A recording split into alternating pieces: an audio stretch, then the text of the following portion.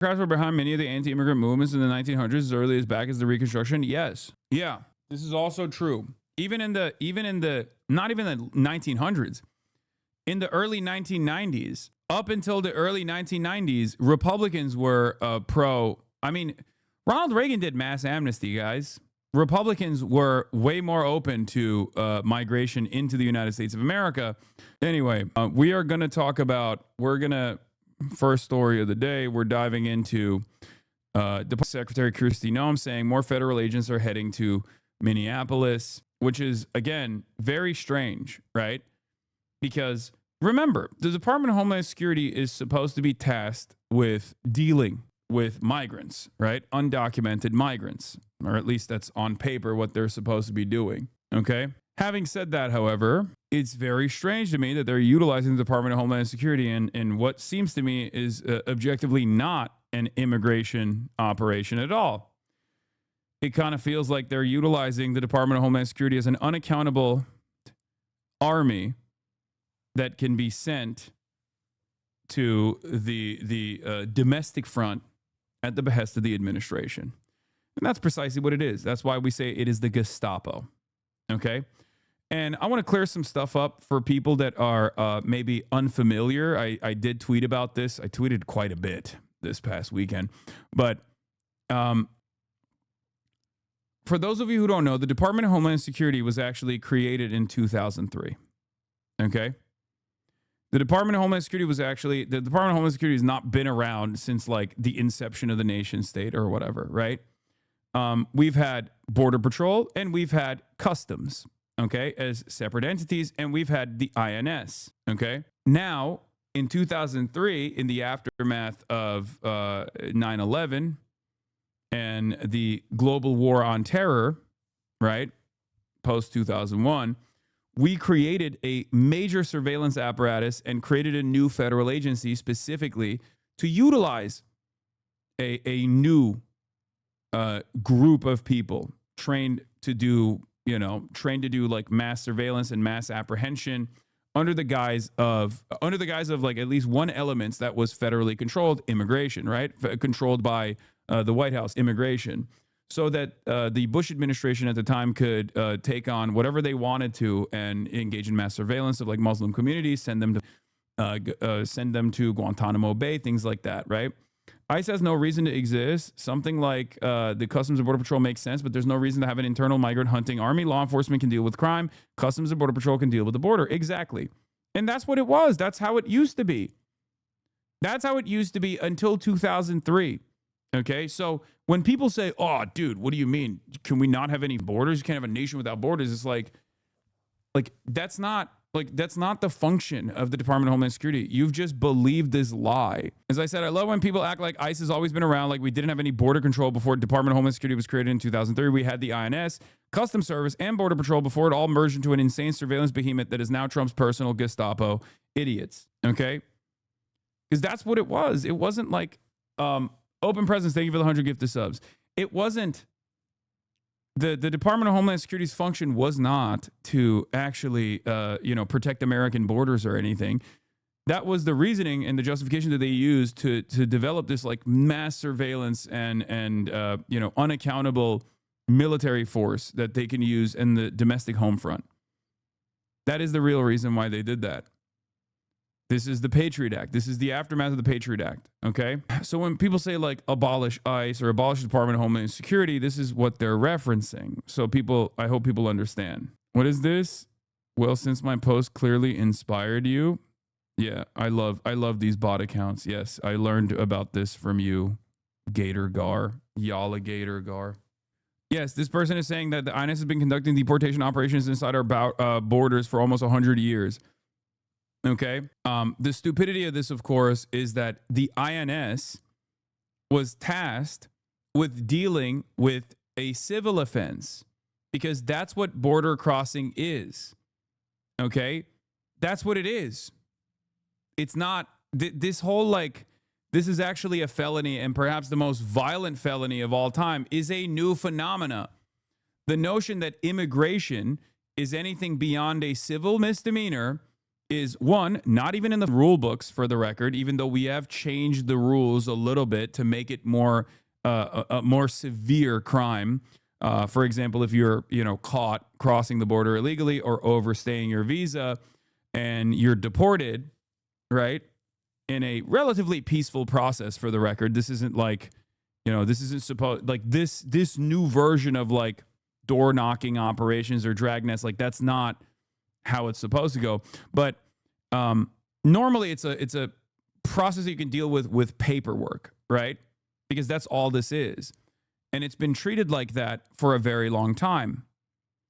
The notion that this is actually a severe felony or all of these people are actually criminals and they're coming here to do rapes and drug trafficking, a new attitude, or at least that's the old attitude that the Klan held, right?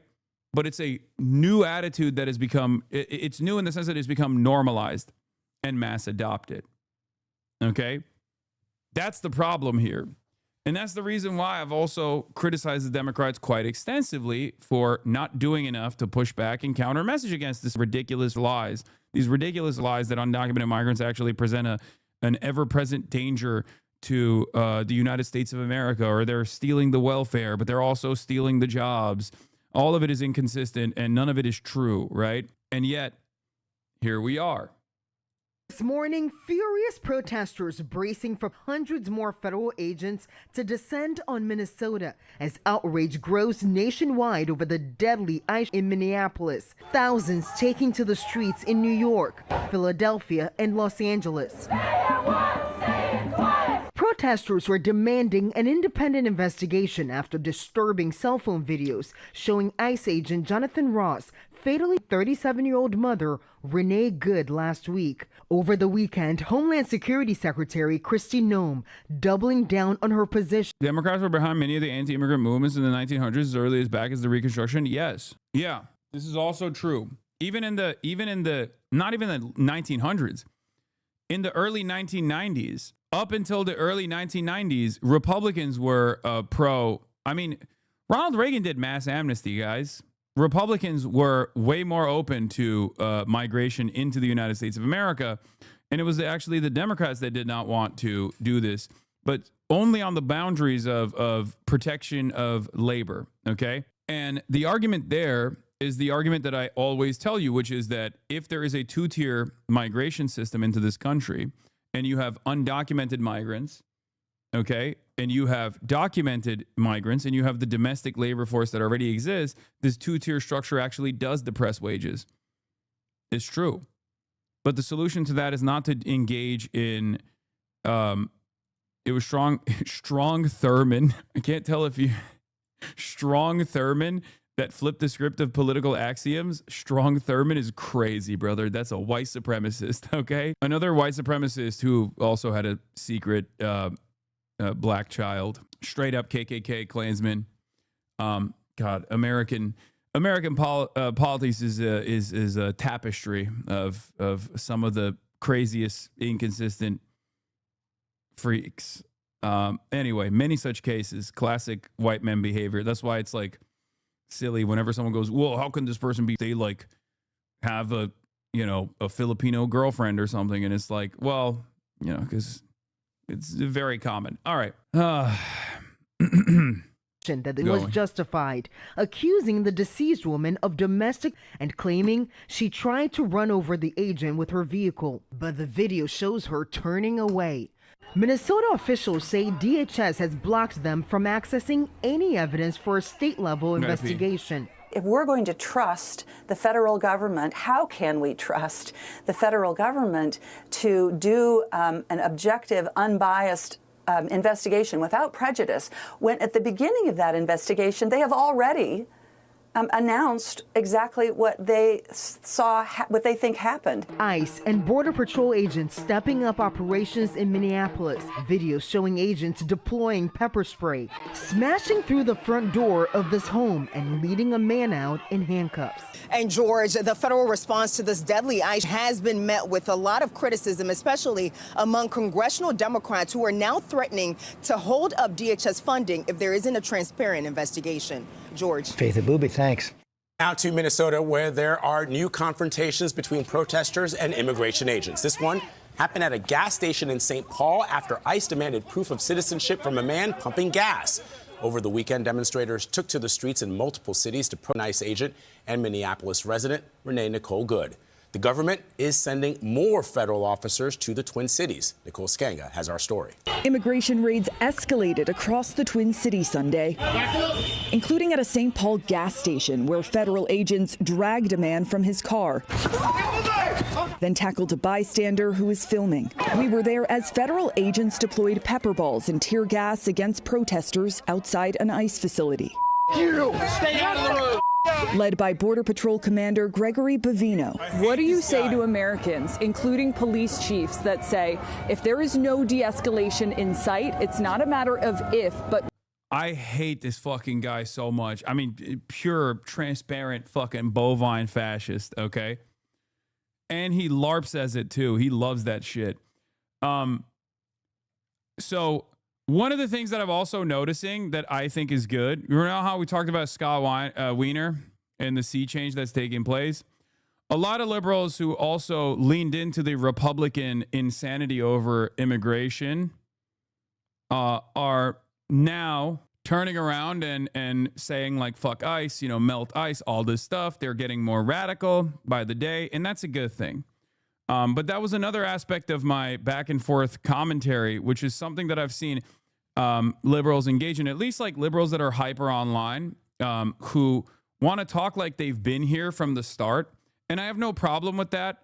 Once again, if you have realized, if you finally had a wake up call and you recognize right from wrong, and now you're actually willing to go out and protest, I'm totally on board. I love that.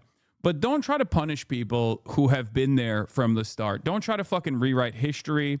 Don't try to act as though we were the dangerous radicals and that we actually played a role in what's taking place here. When in fact, the administration, the Democratic Party, played a role in normalizing this kind of violence by refusing to counter message against it. And there was someone who was correctly saying that this would inevitably lead to exactly what's going on, and that person was people like myself. So it is not lost on me that there are a lot of people who are a lot of liberals who are trying to act as though they were here all along. You know what I mean?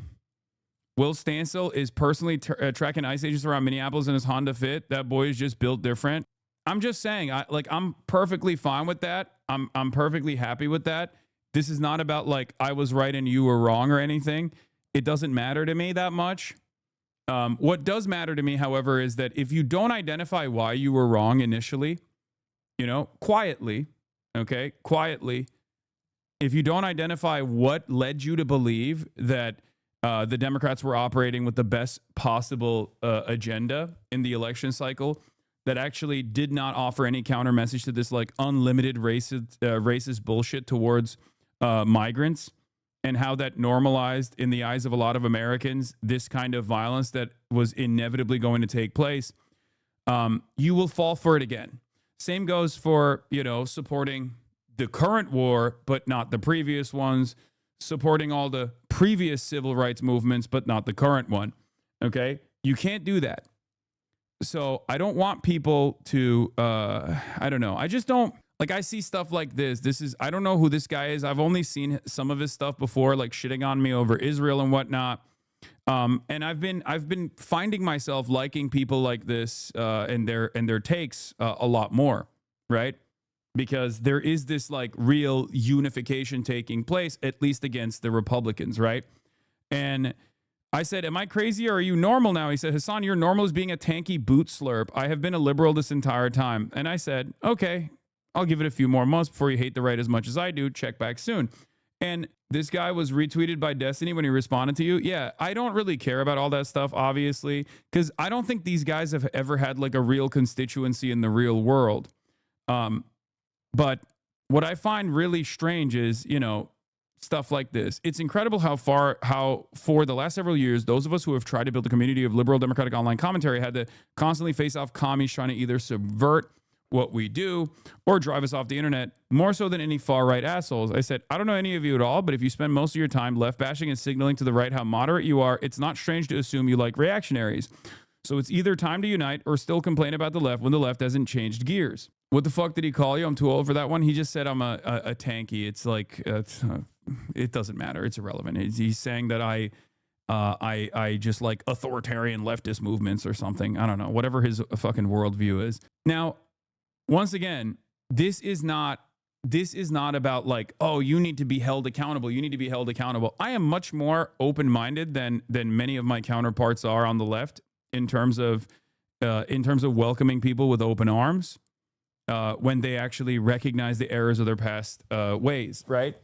But what's actually frustrating is, like, if you are still talking about the tanky threat when the fascist Gestapo is literally knocking on people's doors, then you're objectively not dialed in to exactly what's going on. Like, you don't understand it. You don't understand what you're saying. You're still trying to find this like weird moderation, not realizing that weird moderation that you're desperately trying to signal is unironically just normalizing the right. Okay? That's it. That's it. Hasan, is it possible for you to conceive that people might dislike the right and also dislike the left? In fact, for very similar reasons. Austin responds, is it possible for you to conceive that conflating open fascism with the people flirting against fascism as being very similar is a dumbass opinion people should mock you for? Name the reasons and let's see. My God, is Hasan so thin-skinned that he's now sending his editors to whine at us?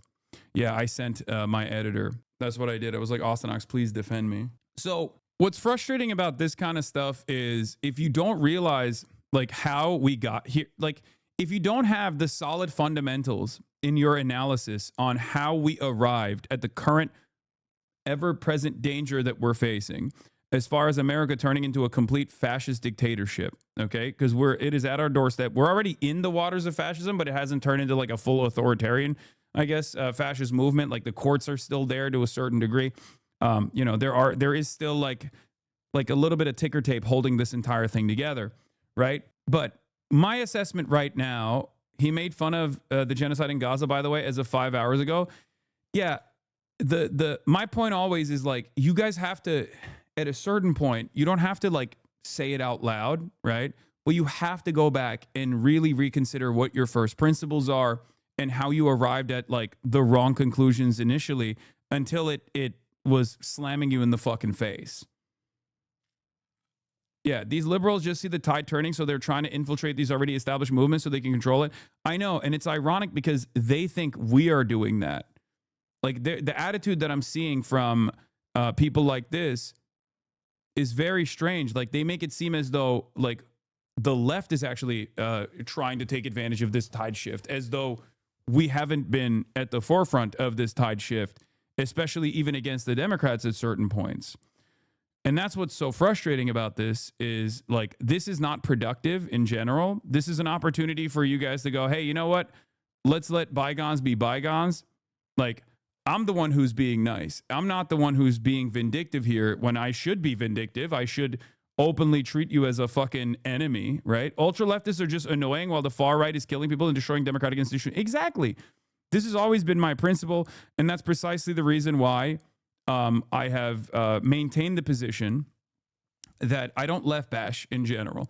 At most, I make jokes about it, whether it be anarchists or, ultras of all different sorts and varieties. But I don't spend a good deal of time shitting on the left or shitting on the people further to my left, or at least in the way that they present themselves, because I understand that they don't necessarily have any power whatsoever. And not only do they not have any power whatsoever, they are directionally moving the conversation in the appropriate direction. So what is this? Hey, Hasan, as a longtime watcher, I'm really disappointed in your Iran protest coverage. I watched your YouTube video and all you did was make fun of a dumb chatter just claiming everyone wants a monarch. No one wants a monarch. Even people who are chanting his name, they want a secular democracy, and Reza Pahlavi is the only person right now championing it. Yeah, I don't think the monarch is championing a secular democracy. Let's be real. That sounds a little inconsistent, but we'll get to Iran in a second. Don't worry. I'm going to be talking about Iran extensively today. But there's multiple factions here. We have the Shah, we have MEK, and at interest. And then there's also an incredibly diverse country, Iran, that is led by the repressive forces of the Islamic Republic, But we'll get into all of that in a little bit. Let me keep talking about the repressive forces in the American regime for now, and then we'll get into Iran in a little bit as well.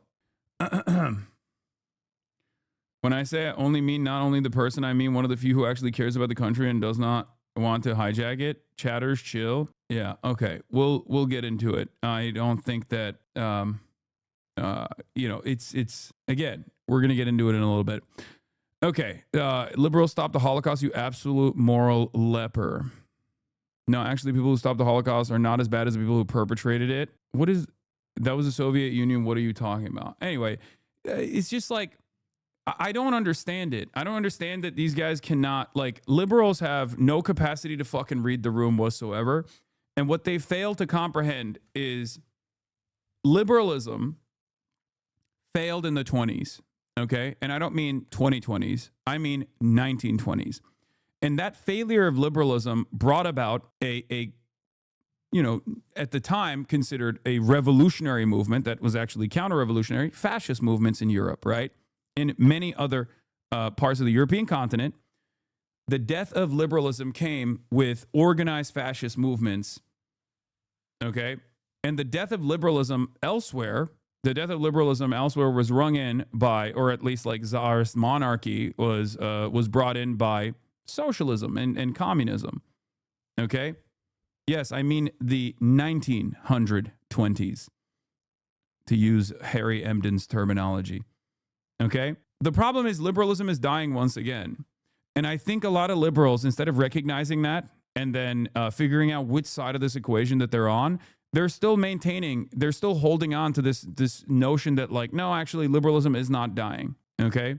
And that's very stupid. A liberal voting for the left is 1,000 times more valuable than you getting less people to vote for the left. That's why no one takes you seriously except gossip magazines. They are frustrated because you would rather support Elon ads for your merch than Kamala. Wait, what? I don't know what the fuck you're talking about. But as far as this statement goes, do you think the New York Times is a fucking gossip rag? Is that what it is? Like CNN, New York Times, ABC, like these are all, where do you get your news from if you think that all of these mainstream media outlets they only talk about your drama, never your ideas? Really? So when the New York Times invited me to write an opinion editorial, that was drama. Do you understand how silly this looks? If you want to present yourself sincerely as this like intellectual, high-minded thinker, okay?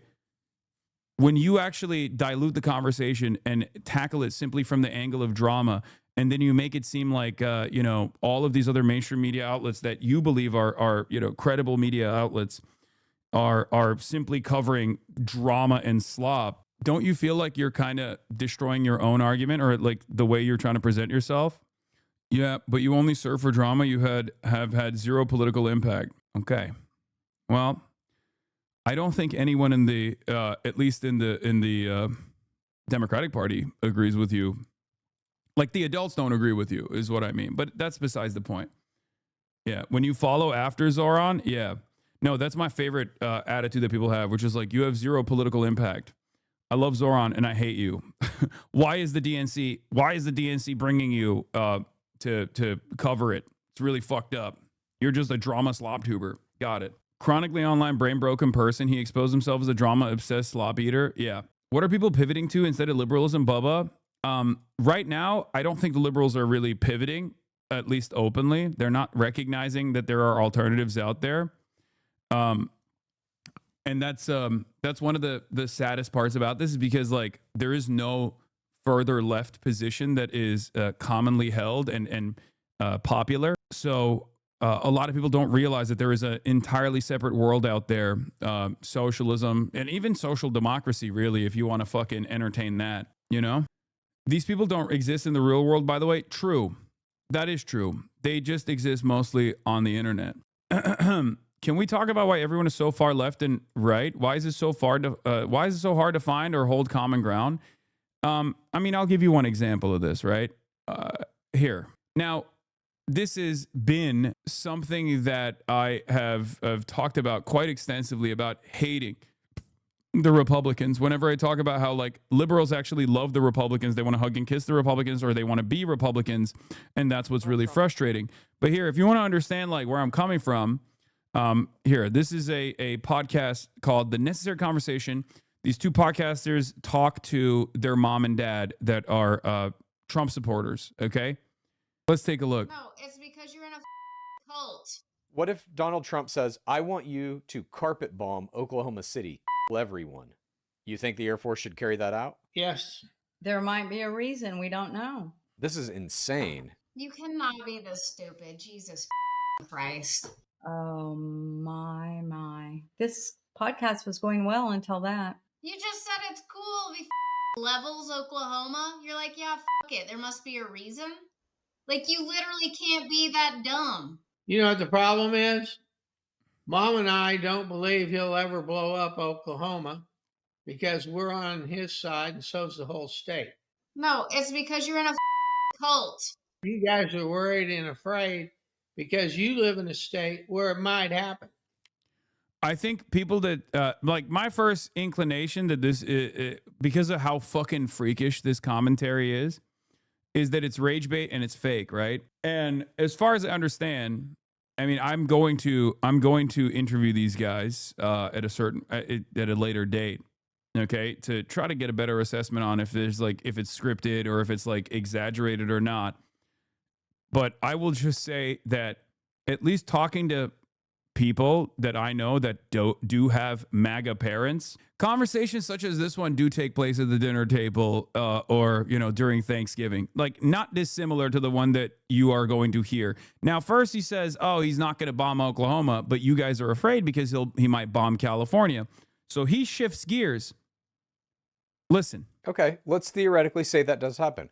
Let's say Trump sends in the Marines to Los Angeles, California. And let's say I'm out going to see a movie on a weekend and he says, go into that shopping mall. He says, go into that shopping mall and kill everyone you see. And let's say I get gunned down by the Marines for just being at a mall. Okay, number one, let's just take it Dad, one step wait a minute, further. Mom, wait 1 second. Dad, hang on, Mom. Dad, you just said you are for Donald Trump murdering me for no reason. And you would support that.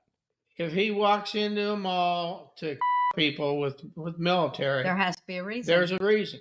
And I'm all for it. And the people in Los Angeles, California are as deserving of execution as the assholes in New York City. You're all communists. Chatters with immediate family members that are deeply invested in the MAGA cult can maybe attest to this, but more and more people are saying things like this in the countryside, in the rural areas, in places where Donald Trump has made a lasting impact. And what is really funny is for those of you who don't know this podcast at all, they go, did he just say mom and dad? And the answer is yes. Okay. To which I repeated, I don't think we can live normally in a country where 20% of the population operates like this. We need cult deprogramming. Okay. And if you recall, the last time I talked about this was, once again, where liberals got so mad at me for saying that we need some kind of fucking deprogramming and education for people. They said, oh, you want re-education camps.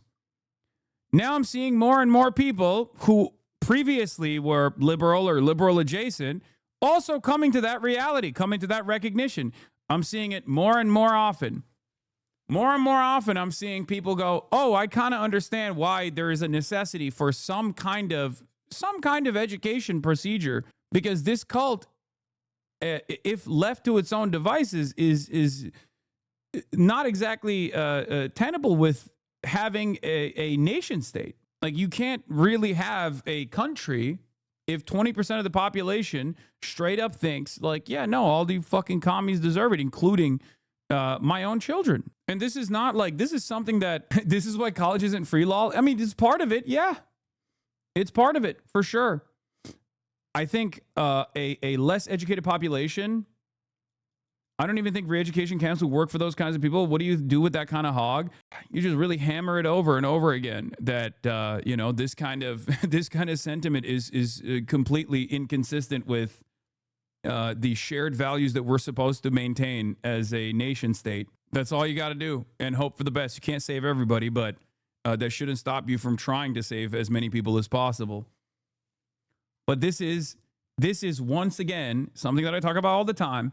This is a byproduct of creating a malleable population because they are not educated, because you paywalled education, because all the K through 12 education is paywalled, or not paywalled necessarily, but the public schooling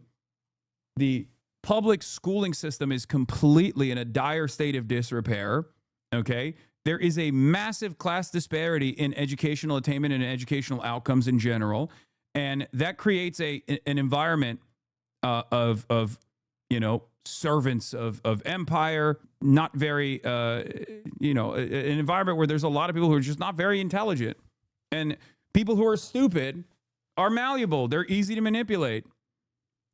But when it gets to a certain point where you have 20% of the population that is so firmly invested in the MAGA cult that is at the mercy, at the whims of one madman like Donald Trump, who has time and time again shown that he will do whatever the fuck he wants to do, no matter what the repercussions are. Even if the repercussions of his actions are directly impacting people like that, directly impacting people in the MAGA cult, like you have to do something about it. This is me asking because I genuinely don't even know how to begin this process, but assuming nothing else changes about the country other than like an establishment Dem gets elected after Trump, assuming we have elections again, what does deprogramming look like to you? Check logs, please. I can't get into it right now. That's a much longer conversation that could take place at a later date. But the reason why I brought that up is because someone asked. The reason why I brought that up is because someone asked, like, why can't we find moderation? And the question I have is, if 20% of the country, right, just 20%, I'm not saying 20% of the country thinks this way and is basically at the mercy of a complete madman, right?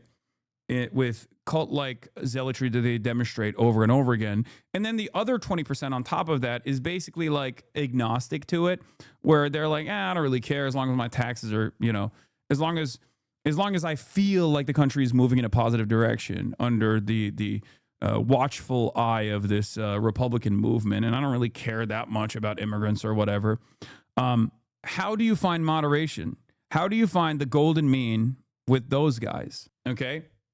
How do you do that? I don't think it's possible.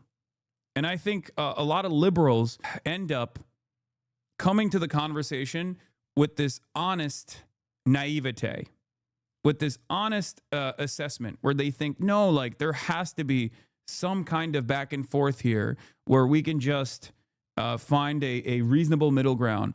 As the middle ground shifts further and further right from under their legs every single fucking day. Someone needs to pull at least the middle ground back to the actual center.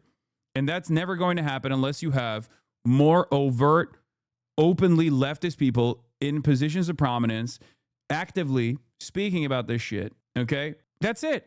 It's not going to happen, which is part of the reason why I never, I as a policy refuse to actively left bash, even though many people to my left, if there is really someone to my left, let's be real, I don't personally think so, but people with like ideological differences or ideological delineations that claim to be further left than myself will yell at me, but I usually do not return the favor. And the reason why I don't do that is because I think they play an important role in pulling the broader consciousness back to a place of reason, a place of common sense. When this happens again? Well, we've already said that, Nicole. The de-escalation and a lot of those police chiefs that you mentioned don't... Breaking news, communists not more left than HasanAbi? Yes. Seem to de-escalate. They seem to escalate. Are you de-escalating? Absolutely. Every day we de-escalate. We watched as you confronted protesters right there.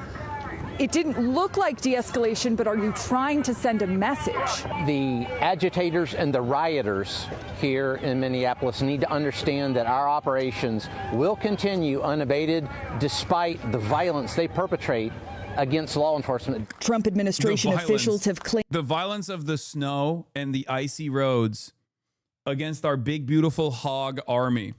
Just the fattest Gestapo that you have ever seen. Named Renee Good intended to ram ICE agent Jonathan Ross with her car before he shot and killed her last week.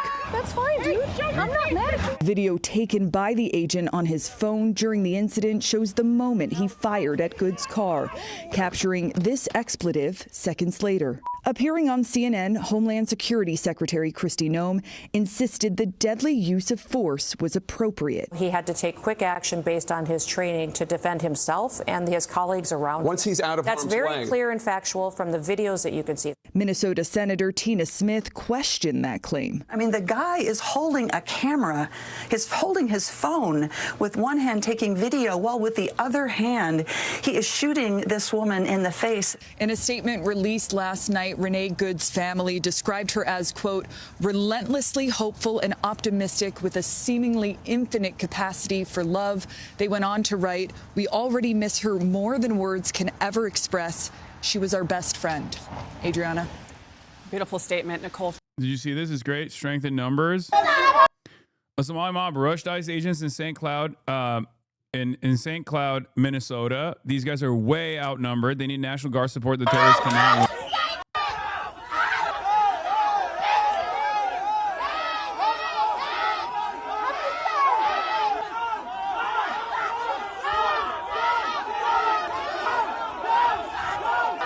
I want to reiterate something here that a lot of people do not understand, and I briefly talked about this with Mustafa the Poet when I was live with them as well. People see black people from the African continent ethnically and assume that they're migrants, okay? Somali Americans, by and large, are American citizens, okay? 90% of them are American citizens. 60% of them are American-born U.S. citizens, okay? So when you see like a crowd of Somali people, if you're a racist piece of shit, or maybe even if you're not like a Republican, but I understand like why people look at the Somali population on U.S. soil and it just automatically assume that they're immigrants. Like, you're wrong. I'm just explaining this to you. They are no different. They are no different than like an Irish American or a German American. Like they've been here. Many of them second generation. Like I said, 60% of them are natural born U.S. citizens. Okay. So when a lot of Republicans look at this kind of stuff, they think, oh, this is unacceptable. You look at this, a bunch of criminal immigrants like surrounding a police officer. Like, that's not the case. This is no different than a crowd of white people doing this. Okay. And the reason why I consistently stress the importance of this is because if an ethnic group of people on U.S. soil are 90% American citizens, why the fuck is ICE there? Why is ICE there? I mean, why is ICE anywhere, really? It's the same reason. But this is one of those instances where you look at a group of minorities and automatically assume, because of the way that they look, that they are not American citizens at all, and therefore Department of Homeland Security apprehensions and ICE traffic stops are perfectly justifiable. It's not. It's ridiculous. Okay?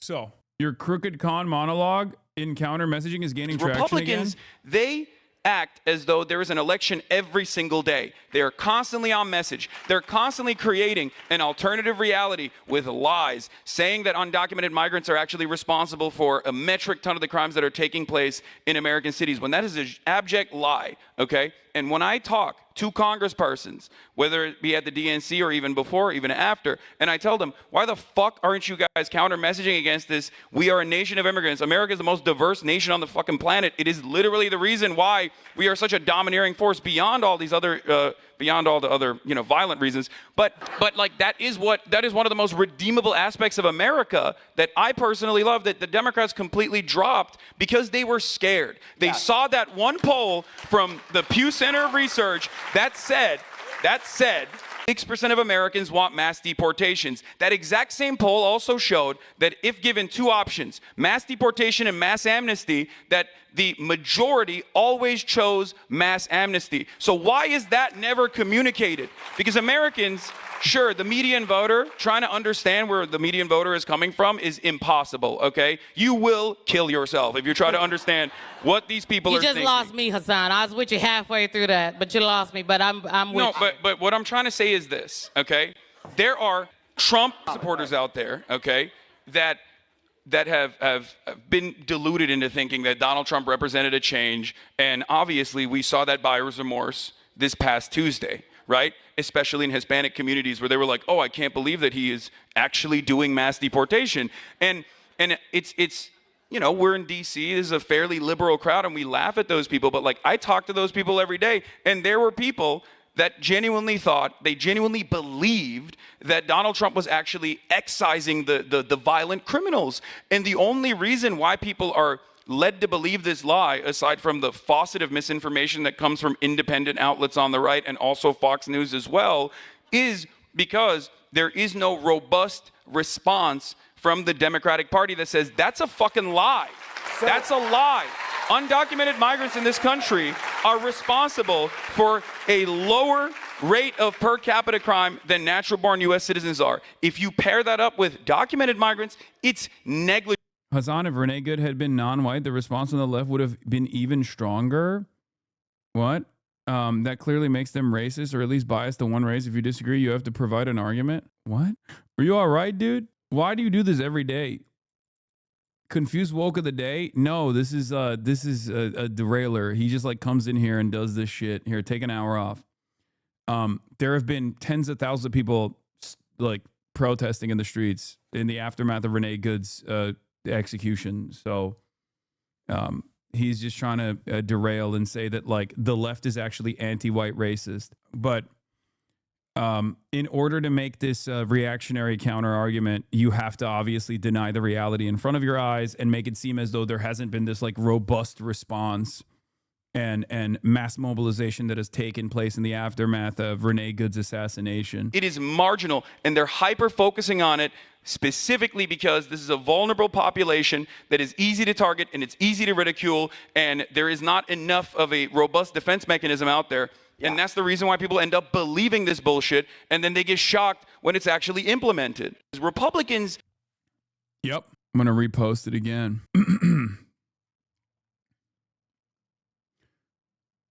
So, I mean, this is not the first, nor will it be the last time I address this, and I will continue addressing it over and over again. And when people say, Hasan, why do you keep repeating yourself, or why do you keep fucking debating people over and over again on stuff like this? It's because I still believe that every single time I have this kind of conversation, there are new people that listen and new people that go, you know what, this guy is making sense. Especially when attitudes change, right? Or when people start seeing the impact of things that they thought were going to be good for the country, and then they realize maybe it's not good for the country at all. Okay? Sometimes it also helps movement veterans to hear the arguments again, too. Yes. Bring the same derailers into this town hall, but ignores the vast majority of clarifying questions for folks that honestly want nuanced comparisons and explanations. Wait, what is that? Where are you getting your statistics for the 90%, 60% Somalian citizenship demographics in Minnesota? You've been saying this for the last week or so. You've never ever discussed where you get those numbers from. Not saying you're lying. However, I think you owe us at least a source. So two things. Number one, if you actually want to see the sources that I'm pulling from Top Dome here, you can watch my YouTube videos in the aftermath, because my editors will literally go and put the direct sourcing. Because in my mind, I'm just, I'm rattling details off the top of my head in real time. Having said that, however, you can also Google it personally if you've been asking about this for like the last 3 days, right? John, why don't you ever provide source for the 90% and 60% stats that you're talking about in Somalis in Minnesota getting that information from ... You had 3 whole days where you could have Googled what percentage of Somalis are U.S. citizens. Let's Google it. Somalis are naturalized citizens or permanent residents with figures 92 or even 83. Here's from the Minnesota Reformer. Most Somali people in America and Minnesota are citizens.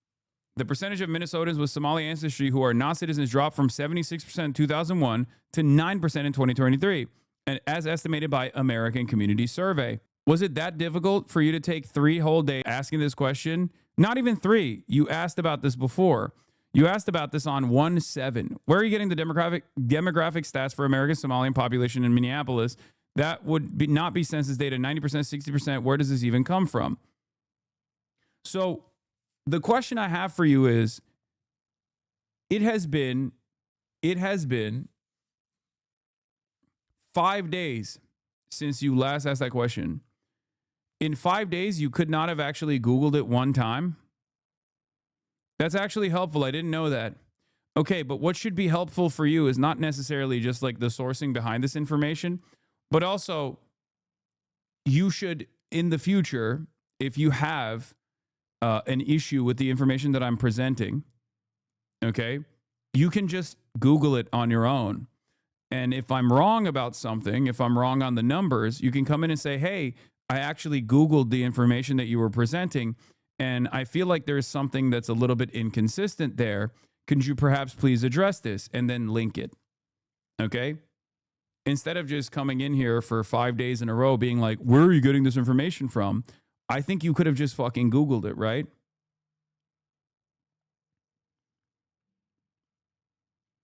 I'm not your personal ChatGPT bot. To be fair, you don't source stuff on stream enough. People generally don't know how to do research for obvious reasons, lack of higher education. Yeah, because I'm offering real-time commentary and analysis. I could fake it as though I'm encountering this information for the first time ever and go, let's Google this, or let's research this together. Or I could just continue giving you this information and move on. Of course, there's a reason why people apply this level of like hyper scrutiny to my commentary, because there's a bunch of dumbasses who have spent, the last 5 to 6 years consistently saying that I'm actually misinforming people instead of actually presenting any evidence of the sort. And that kind of sentiment is stuck. But my sources are readily available on the YouTube VODs. Okay? I refuse to believe you need a higher education to be able to research. It should be common sense to ask about biases when Googling stuff. I mean, it is something that people are taught, and I don't think a lot of people have been taught this basic shit.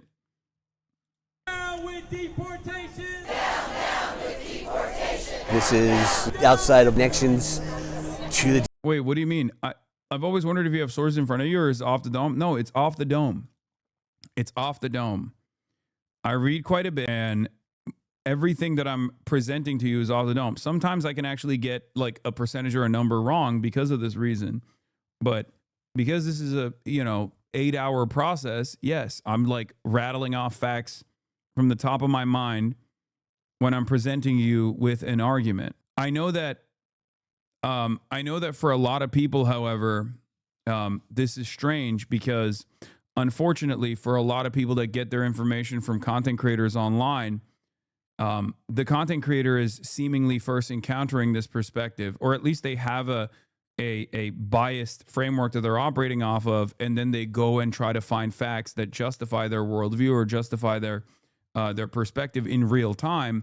And a lot of people will look at that and go, that's brilliant. He's doing research. He's doing research in real time. But I have already arrived at these conclusions off of doing the research for many, many fucking years before I even decided to stream on Twitch. And that's precisely the reason why when I'm rattling off information off of the top of my mind, off of research that I've conducted for years at this point, okay, you can immediately go and check and see that that is credible. The argument that I'm presenting is built on facts. Anyway, let's continue. What Trump is doing is psychotic. Protests held in North Carolina after the ICE. The assumption is that this Justice Department is going to whitewash that case. Okay, but are there no merits to reading Wikipedia during a debate? Why read beforehand? That's funny. You used to say you never read inconsistent much. First you say you don't read, now you say you do read. How can I believe you on anything? This chatter's joking, but like I did realize that all of my memeing about how I don't read and how I'm illiterate has unironically caused people to legitimately believe that. Just like whenever I say I'm fucking stupid over and over again, which is something that I do believe because everyone is stupid. It's impossible to know everything. I constantly have to deal with the fact that there is so much knowledge out there that's not in my mind on any issue and so many different perspectives as well. Having said that, however, the average person reads that, the average person hears that and goes, oh, this guy's not supposed to be taken seriously. He's a fucking moron, especially if they're biased towards the worldview that I'm presenting, biased against it, you know? How are you liking the Philip Short Mao biography? It's pretty good. It's not as dense. I mean, he has he writes in a way that is so easy to decipher, is so easy to understand, and I recommend it. It's very good. Obviously, he's not like, I wouldn't say he's like pro Mao or anything like that. It's not like it's not like that at all. But I think it's the closeness that he has to the information, and you know, being a Western journalist, a Western reporter in the region for a very long time, has given him tremendous insight and shows a very different perspective than one that you would normally encounter in the Western world. That's like automatically treating Mao as like Adolf Hitler, you know, Chinese Adolf Hitler or some shit. He doesn't do that, and it's very good. It's on my list right now, trying to go through Ezra Vogel's 930-page behemoth that is Deng Xiaoping and the Transformation of China. Watch Cover Up on Netflix about Seymour Hersh. I already did. It's fucking awesome. I love Cy Hersh. Obviously, that's my goat. Absolve an officer. Please briefly talk about Pol Pot. I need good counterpoints. The fuck do you mean? Are you asking me to give you talking points to defend Pol Pot? What are you, fucking insane? Chatter. First of all, this is not a good way to seek out information, okay? Yeah. The communists that the U.S. liked, I know. Well, not just the U.S., let's be real. The communists that China liked as well. It is truly remarkable to have like such dedicated anti-fascists who also happen to be liberal. It is genuinely contradictory. I'm serious. Because like, historically speaking, liberals have capitulated to fascist movements both in Europe and in general, but like America is the one place where you can both be an anti-fascist and also an anti-communist at the same time. I guess America and Poland, maybe, but they don't even recognize like the contradictions there at all. And I think part of that is because they are the most propagandized people. We are, as Americans, the most propagandized people on the fucking planet. So propagandized that we don't even understand. We don't even understand that we are being propagandized against. Like, we just don't even recognize it. What is the contradiction? If you are anti-fascist, being anti-communist is idiotic. Presenting Donald Trump as though he is like some sort of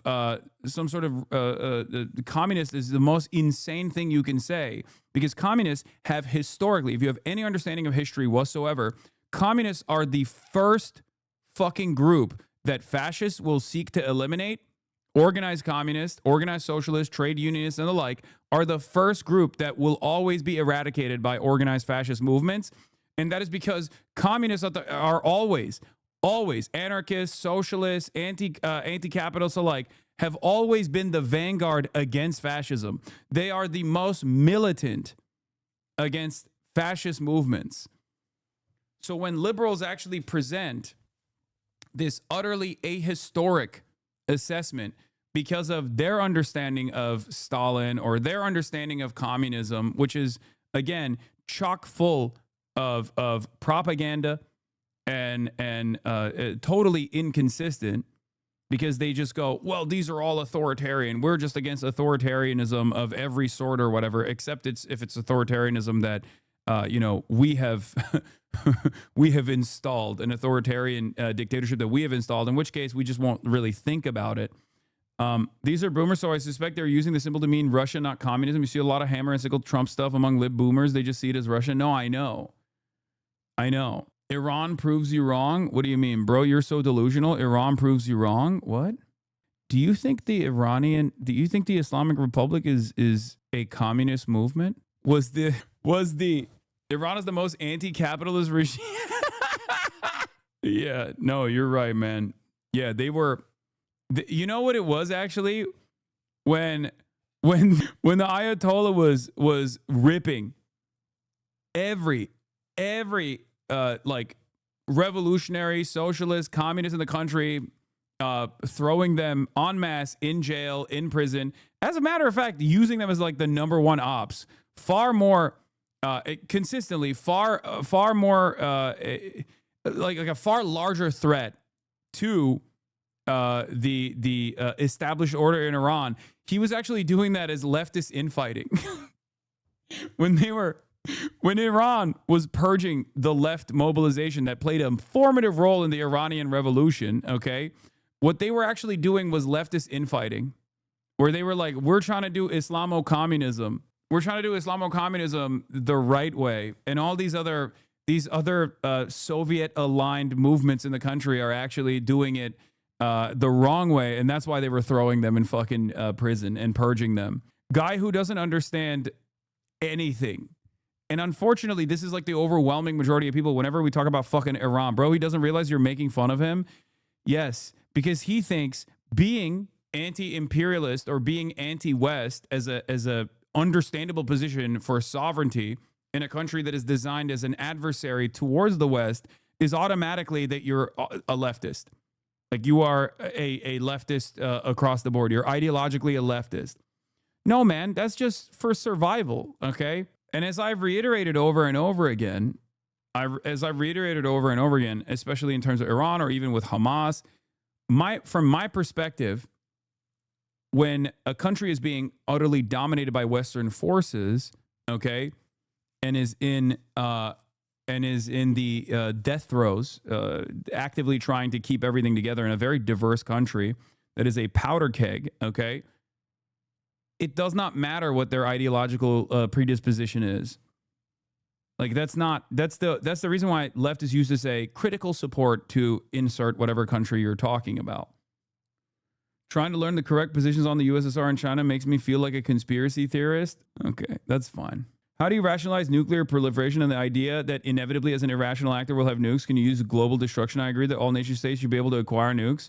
You want to know something? I mean, I've talked about this quite a bit as far as like countries that want to develop sovereignty, especially if they're not under the nuclear umbrella, the nuclear security umbrella of the United States of America, have to develop nuclear arms, right? Like have to develop nuclear arms and have to have a robust military to be able to defend themselves and said nuclear arms as well. Now, that is a consistent take that I've had. I also will say that like, obviously, I mean, I guess we're going to get into Iran in a little bit. Hold on. Let me see how many more videos there are. Because I want to watch the Kristi Noem thing first and then get into the Iran situation. And everybody wants to hear my analysis on this. And it's understandable. But you guys want a spoiler alert. Iranian Azadi who just ran from Iran and Istanbul now, people don't know how to calculate the situation. They're either pro-IR or pro-bombing. Yeah. As I've said before, even in the past, far before this last iteration of the protests that took place in Iran, one of the major issues with the Iranian government is the endless amount of investment that they have for education while simultaneously being crippled by sanctions. The economy is in a fucking state of disarray, as always. And they still hold on to fundamentalism as the connective tissue that reasserts their power, okay? Fundamentalism is seen in that part of the world as being the truest form, the truest expression of being anti-Western intervention. This is something that I've tried to explain to Americans quite a bit, and they have a really hard time understanding that. However, that fundamentalism, especially when you have an unimaginably educated population, is always going to lead to people going, what the fuck do you mean I have to abide by the morality police standards? This creates a massive clash with the way that the government has tried to maintain sovereignty over their own country, the way that this government has tried to reassert sovereignty over their own country, and maintain like the strategic posture that they have that, let's be real, 1/4 of the entire country actually abides by. And a lot of people don't realize that. A lot of people think like, no, every single person in Iran is actually anti, the Ayatollahs or whatever. Okay, this is not the case. There are still a fuck ton of people who are Islamists through and through this administration's ridiculous posture and ridiculous repressive elements. Okay, why is there a clash that just sounds condescending? What do you mean? Why is there a clash? Of course there's going to be a clash, dude. What are you talking about? Like, think about the United States of America and how much we get fucking mad when the American government tries to be like, we're going to take away bodily autonomy from women in red states. Now imagine, try to imagine what that looks like if you are, a young Iranian, well-educated young Iranian, access to the fucking Western world, and you see Western liberalization in terms of like social repression and whatnot as a understandable movement in the right direction in your country, and the Republic refuses to, in this unimaginably diverse country especially, the Republic refuses to do anything but every now and then bring some reformist presidents that don't actually move the needle in the appropriate direction in terms of reforms, in terms of scaling back the social conservatism or the repressive elements. It's just not. It's not going to work. It's a fucking powder keg for that reason. I think you're talking about the concept of a relative deprivation that is a highly educated populace whose economic and social reality does not meet the standards they have been raised to expect via education and social mobility. It's the same thing that happened in Egypt during the Arab Spring. Yes, sanctions paired up with discontent over repression from the administration, from the government, will always create a tremendous instability, especially in a country that otherwise would fall to a lot of fucking sectarian violence and balkanization if left to the interest of Western states that want to cripple the only country in the region that has the military power to actually hold Israel at bay. That's it. And let's be real. Every single time these sorts of protests have happened, people go, oh, it's just like Mossad. It's America. This is true. America and Mossad are heavily involved in these protests. America specifically is heavily involved in creating the economic conditions that lead to these sorts of protests, okay? And then the government comes in and fucking kills a bunch of people. And the protesters themselves are also very violent and getting increasingly more violent, okay? Every single time these kinds of protests happen. The problem here, however, is that in the aftermath of these sorts of skirmishes, let's say, if you want to call it that, okay, you have to let up. You have to give in to the demands being made. You have to, because if you don't, then the protests are only going to grow. And it's getting to a point, especially in this last iteration, where while there is, of course, always going to be Western involvement, there are plenty of young people in Iran who have developed, understandably, a reactionary attitude towards Islam in general and are very clearly, not at the direction of Israel or America, very clearly expressing their fucking anger, okay? You are very wrong. It's not 2019 anymore. It's way less than 25%. Do you even know what the initial protests were about? Yes, it was fucking small business owners and market. It's like people not having access to basic necessities and groceries and things like that, and also specifically the bazaar owners and market owners that were protesting against like the economic situation in Iran. But the very fact that was the tinder that exploded into this massive fucking situation where a lot of people died, a lot of people were killed by the government, is another indication that this is becoming less and less sustainable. Yeah, shops are closing because there's limited cash flow, so they can't even pay rent to keep shops open. So yeah, America did create the conditions for that. The United States of America absolutely created the conditions for that. Westerners don't fucking get it. Iranian government has been a lot more substantial support than they think. Khamenei is literally the highest religious figure for Shias. Middle Eastern countries don't work the way you are describing. You are so westernized, dude. When I was in Egypt during the revolution, this exact bullshit happened, and people in Egypt to this day regret even protesting. What? Middle Eastern countries don't... What are you... I don't understand what your criticism of my commentary is here. I'm Iranian. I have to tell you right now, we have only two options: either Pahlavi to guide the way for a democracy, and yes, it's going to be Western backed, or stick with the brutal regime heavily backed by China and Russia. I will gladly choose Pahlavi. Yes. Young Iranians do not know why the Iranian Revolution took place to begin with, because they only know one repressive element, which is the Ayatollah. So they don't understand why there was already fucking mass mobilization that took place, because it was a real revolution. The Iranian Revolution wasn't just like Islamist forces coming into power, okay? There was a reason for why that took place. That was literally Western intervention in the Shah and how fucking ruthless and how brutal the Shah was. Like, that was a real revolution. It was a real social revolution that took place in Iran. And I think a lot of people don't know that, especially younger people. So the only brutal, ruthless, repressive forces that they've experienced has been this modern iteration of the Ayatollahs. And therefore, they have no concept of understanding what it would look like if they returned back to a Western-backed puppet state installed on top of the Iranian population, especially in a country that is so diverse as Iran. Does it seem like anything is coming out of all these protests? I mean, I think they've very clearly, ruthlessly suppressed the protests, and the Iranian government's assessment here is going to be, it was all Mossad, it was all Westerners, and the protesters themselves were the reason for why there was so much violence. They killed, firefighters, they killed cops, all this stuff, and there's truth to that as well, but like ultimately it was the state that is the most ruthless force here. The ruthless force of suppression. And yes, remember, guys, I know that there's always going to be Western intervention. I know that there's always going to be Western intervention. You guys are being ridiculous if you think that that's not the case. Okay? There's two different ways of analyzing this. In terms of sovereignty, it doesn't matter if someone is a fucking chud or an Islamist or whatever, okay? In terms of like fighting against any sort of Western intervention, that calculation is not even, remotely relevant. There's also another part of this that I find to be interesting, especially with Iran, okay? Especially with Iran.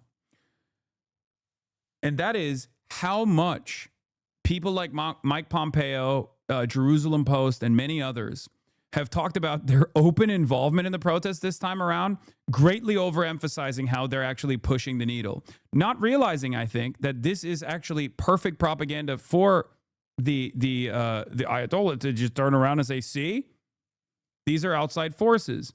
But I think the reason why they are presenting it as such, the reason why they are presenting it as such and not even fearful of the repercussions here in terms of like the positions hardening internally against outside influence and outside enforcement is because they realize that the situation on the ground is so fucked up that it doesn't matter. They could literally be like, Mossad is doing this and there's nothing you can say about it, and the population will still rise up. Does that mean that, do I know where this will go? I do not, okay? There are numerous different outside forces that want to take ownership over the protests, whether it be Mossad, CIA, or whether it be MEK, which obviously is also an internal force inside of Iran as well, or whether it be the Shah, right? The Shah riders. And the reason why there isn't really much coverage on what the internal left forces in Iran look like is because the administration, the regime, has always considered left forces to be the number one op. Okay, that's it. Their number one op has always fucking been, the number one op for the Ayatollah has always been the left. Yes, MEK is massively unpopular in Iran. The Shah is even more popular, I think, from what I understand, but it doesn't even matter. Now you got like Rudy Giuliani shitting on the Shah. The MEK only has power amongst the diaspora, especially the U.S. diaspora. They've successfully become the main forum for Iranian Americans, but they have no real support base in Iran itself. And I don't even think the Shah itself has as robust and as popular of support internally inside of Iran either.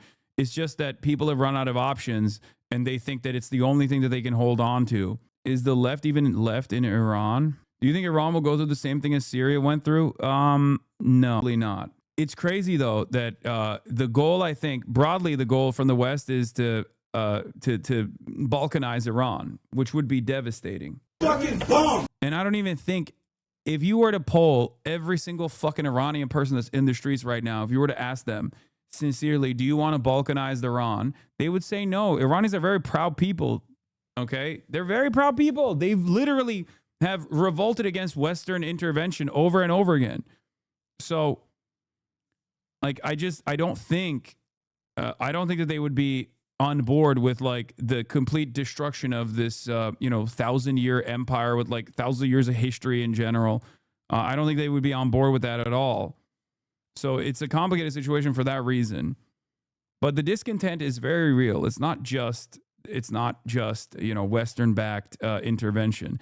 Western-backed intervention, especially in the form of sanctions, has absolutely created an environment of economic instability and volatility that has led to people freaking the fuck out, understandably, on top of the internal repression that exists in the state. Anyway, let's get back to our regime and what we are doing here in the United States of America before I get back to Iran. Fucking bum you, you're a bitch. And if your wife is, I'll probably fuck her too. You guys are all bitches. You can't do shit to me. You can't do a thing. Get the fuck out of here. Get the fuck out. Nobody fucking wants you here. Right, get the fuck out. Walk the fuck out, you stupid bitches. Get the fuck out of here. You dumb. Get the fuck out of here. You fucking coward. You're a fucking coward, bitch. You're a fucking bitch. Hold on, baby. I'm on the phone with you bitch ass niggas. Get the fuck out of here. Get the fuck out of here, you stupid bitches. You're a fucking coward piece of shit. Fuck you. And if you didn't have a gun or a badge, I would beat the shit out of you. Take that fucking badge off and that fucking gun and see what happens. You shut the fuck up. Man, that fucking tongue. You're a bitch. Get the fuck out, you fucking pussy. You fucking bitch ass white boy. I'll fucking spit on you. Fucking get out of here. Fuck out. Fuck out. Stay back. Stay back.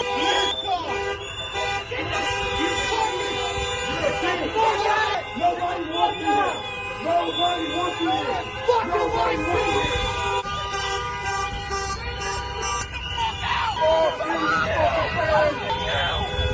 We have power in numbers, okay? You just have to remind yourself of that. We have power in numbers.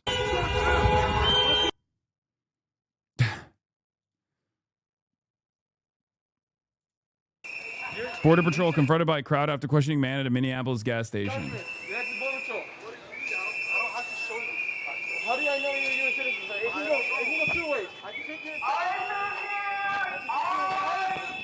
Like, what's going on here? Like, what do we think is happening here, guys? What the fuck do we think is happening here? Why is this good? Why is this normal? Why are we normalizing this? Like, what the fuck? What the fuck is happening here, brother? Oh, you just have random dickheads roaming the fucking streets, walking up to every black or brown person being like, show me your papers. That's what we're about now? That's America now? That's what we're doing? And before people say, oh, this is what America's always been about.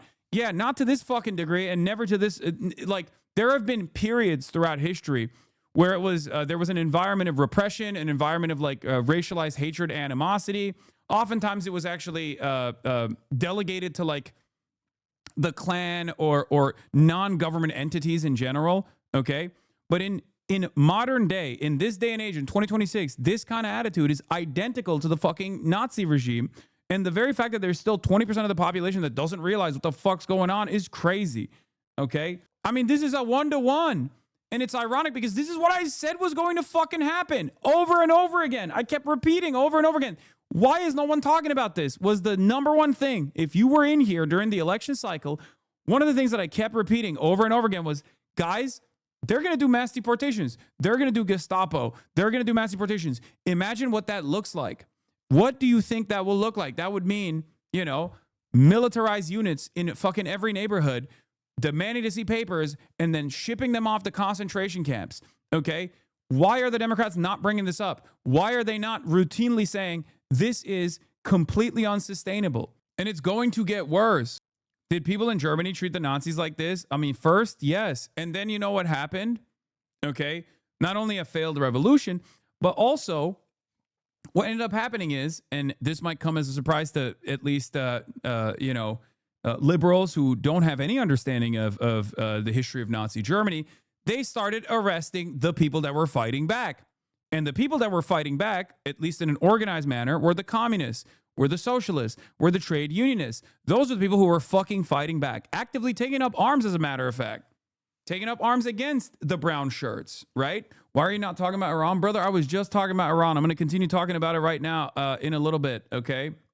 If you want to come back in a little bit when I go back to the commentary around Iran, but like we're experiencing, you know, our version of Iran here in the United States of America, so I feel like it's still important to explain it, you know? It's a little bit reductive to say, but so yeah, did people in Germany treat the Nazis like this? Treated the Nazis like this, or at least when the Nazis were building their movement, those people were communists, those were socialists, you know?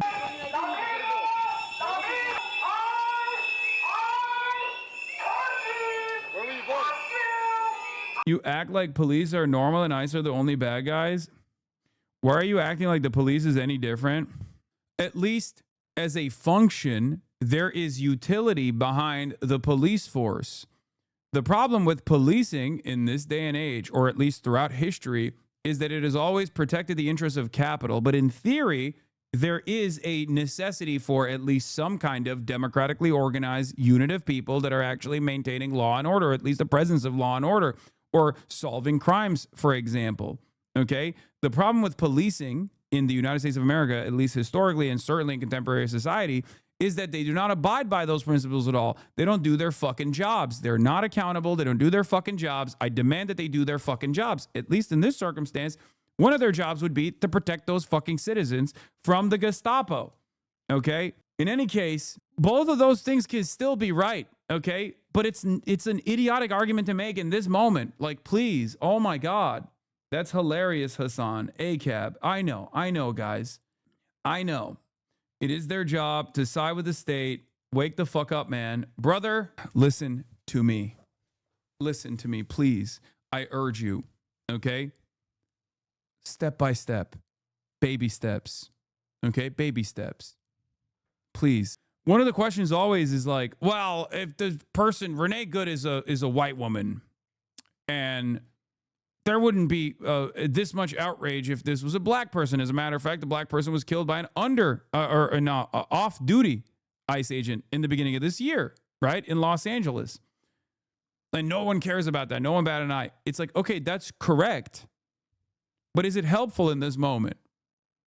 Sometimes people do this without realizing that like what they're saying might be correct, but it's not like in the direction of where the crowd is moving towards, okay? I don't know if you realize, but there's not a lot of time left for fucking baby steps right now, Hasan.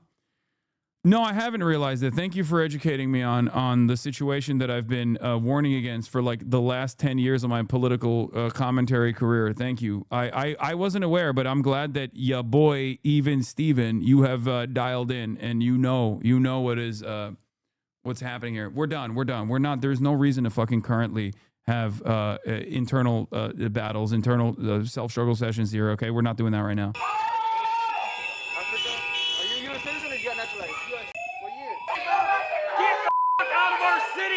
I'm not gonna get out of your city, number one. Yes, you clearly. Oh, what does that say?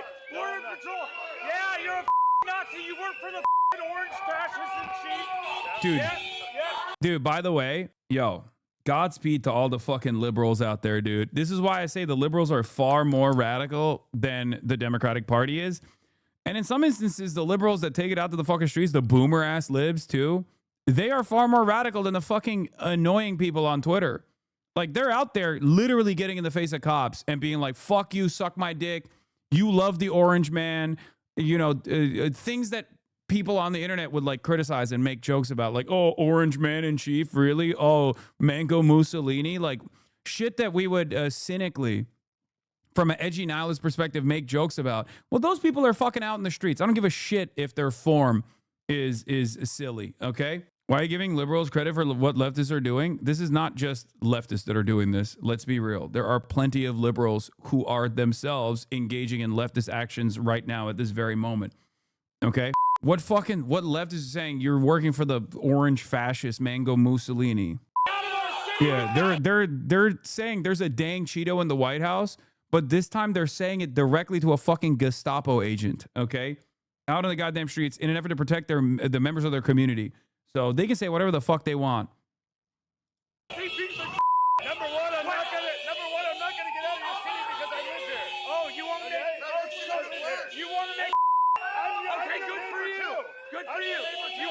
Look at that. Look at that. Look at that little piggy. He's leaving. The little piggy's leaving. Oh, his feelings got hurt and the little piggy's leaving. The worst part of this is the assumption that people will have the answers to these questions they ask immediately. I've been through visa applications 4 times over the last few years. And if someone asked me when I got my last visa, I would not know. In that case, that's enough for them, I imagine, to do something heinous. I can't imagine how it would be for a random person getting cornered by ICE. Yeah. The church going aunties are out in the streets, dog. It's crazy. Yes. Anytime we see these sorts of incidents take place, anytime we see like mass protests and whatnot, I look at the crowd. Okay.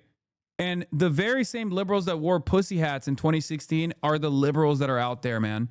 It's not more often than not, it's not the youth. It's not the youth at all. It's the fucking boomers. You have to recognize that. This is why I said the Karen Vanguard is here. This is why I said the Antifa is here. They are the people who are taking it to the fucking streets. You cannot fucking deny that. Yeah.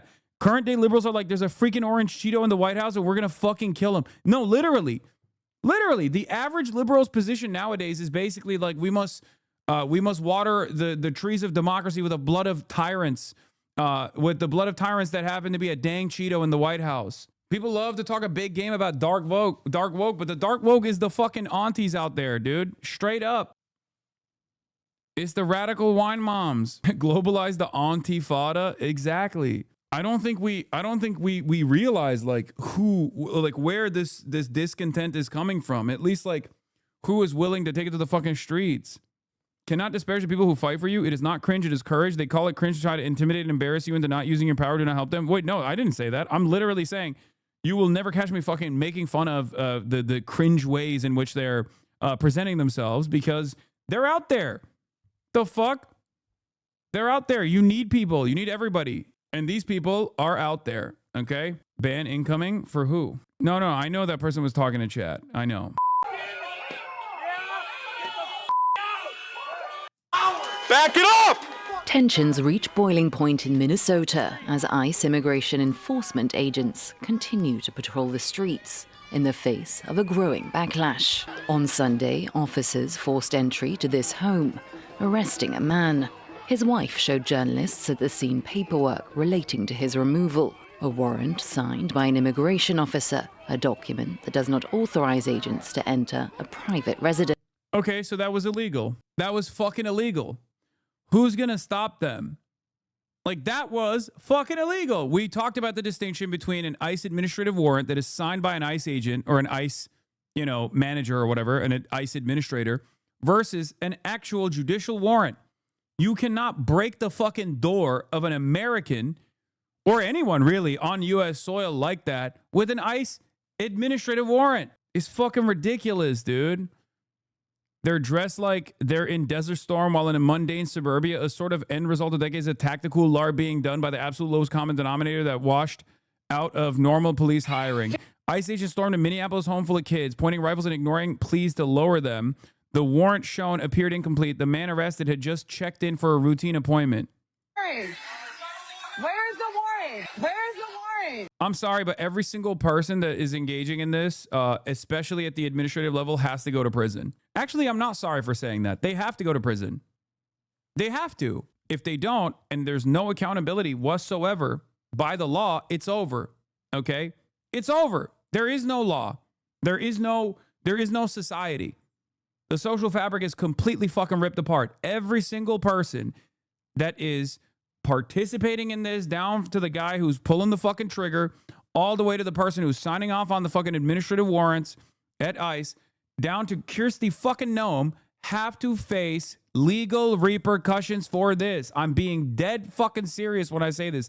They have to face legal repercussions. They have to face criminal repercussions for this. This is the type of shit that would happen every now and then, and it would cause panic and disarray and then be handled by the courts. Okay? And year over year, we expanded on the permission structure. Year over year, we said, well, cops are just doing their jobs, all this shit. And it all played a role in what we are experiencing currently. This is Nazi shit. A violation of the Fourth Amendment, yes. But if there is no group that will hold the administration to account for severely violating the Fourth Amendment, then what good is the Fourth Amendment? What good is the Constitution? It's just a piece of paper to wipe your ass with.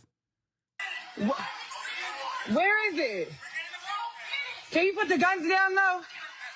Can you put the guns down? There's kids in this house. There is kids in this house. Show the warrant first. Show the warrant. Show the warrant.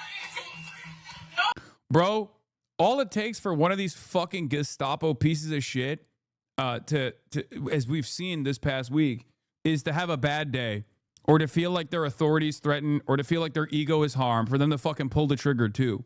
Because like a lot of people are such badge eaters that they see guys that wear this gear, that see guys that LARP as though they're fucking cops, okay? And they assume, oh, they must be there for good reason. No, they're not. You have to literally pull yourself out of the situation and realize that these are people, some of them have been trained for 47 fucking days total, that are Proud Boys, that are fascists, that are white supremacists, that got a $50,000 signing bonus, very little training, and are not actually doing something that's appropriate at all. They're doing something that is utterly illegal, okay? They are terrorizing the masses. For what fucking purpose? Do you feel safe when you see images like this? Because I certainly don't. This does not actually give me safety and security at all. This is giving fucking chaos and panic, lawlessness and disorder. Not law and order, but instead mass chaos. Daughter's here. There's kids in this house. That's it. Where's the warrant? Where's the warrant? Where's the warrant? How is raiding a home with a warrant illegal? So there's two different kinds of warrants. There's an administrative warrant that is a ICE warrant. Okay, that means nothing. It has no legal basis for entering someone's home, but they use that as a lie oftentimes to say like, oh, well, we have a warrant here, right? And I've described it before. And then there's a judicial warrant signed by a judge. If you don't have a judicial warrant signed by a judge, under the Constitution, you have no reason to allow ICE agents or any cops to come into your house, okay? The only instances where a police officer, not ICE agents, but a police officer could at least like entertain entering your home, potentially unlawfully, is if they actually see who signs the administrative warrant, an ICE agent, like an administrator at ICE. So it's a real like, you know, make work bullshit fucking piece of paper that you use. We've described it before. I've described it before, obviously, when we were talking about the DoorDash woman who ordered DoorDash and then had the dasher run into her house, and then ICE agents were like surrounding her home, and they were lying and saying they had a warrant. Okay, I don't know why this is not showing, but here, this is the difference between a judicial warrant and an immigration warrant. Okay, a judicial warrant will say United States District Court. An immigration warrant, an administrative warrant, okay, will say Department of Homeland Security, U.S. Immigration and Customs Enforcement, warrant of removal and deportation. Okay? A judicial warrant also has to be signed by an actual judge. Okay? So when you see someone present a warrant when they're entering your home or they're trying to enter your home, because you have the right to ask them, dude, you'll be right but dead. Bummer. I mean, this is not an argument. You're just a fucking cuck. Like, you're openly showcasing that you are a ginormous cuck. The fuck do you mean, dude? You'll be right but dead. Okay. So these guys can just come into your house, bust through your door, and rape your mom. And sorry if you push back on that, if you fight back against it, and you don't roll over and also show your asshole so they can fuck it too, you're actually going to die. Sorry. You should have rolled over and let them rape your mother and you as well. You should present your ass cheeks so that they can fuck it. Sorry, otherwise you're dead. What is this? How are you so fucking cocked? What the fuck are we doing? Excuse me, officer, I'm popping my pussy for you, sir. I love law enforcement. When you're done violating my mother, can you please blow out my back, sir? Please? No warrant necessary here. Come in. Blow my ass cheeks into smithereens, sir. Fuck my ass too, please, sir. I love law enforcement. Otherwise, I'll be dead. What the fuck is this? What the fuck is this? What are you saying? I don't get it. I don't think you're a human. I think you're cattle. If this is truly the way you operate, You are not a human being. You're just fucking cattle.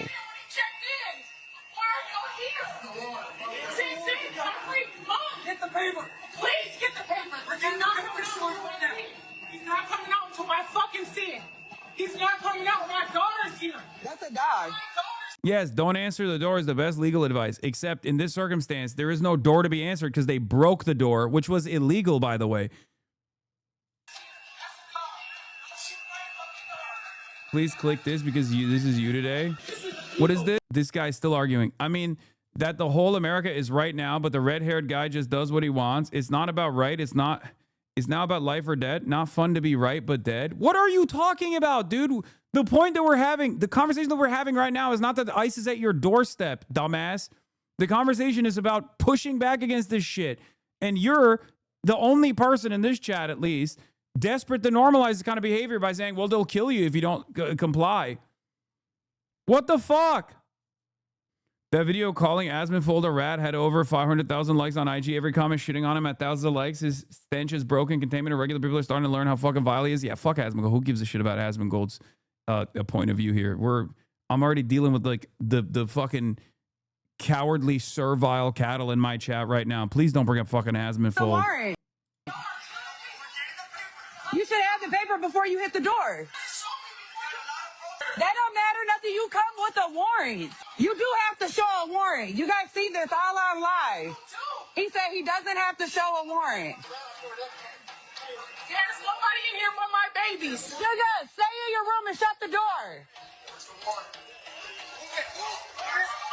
Like, that's illegal. They can't do that. That's just fucking ridiculous. I'm not even touching nobody. Get your hands off of me.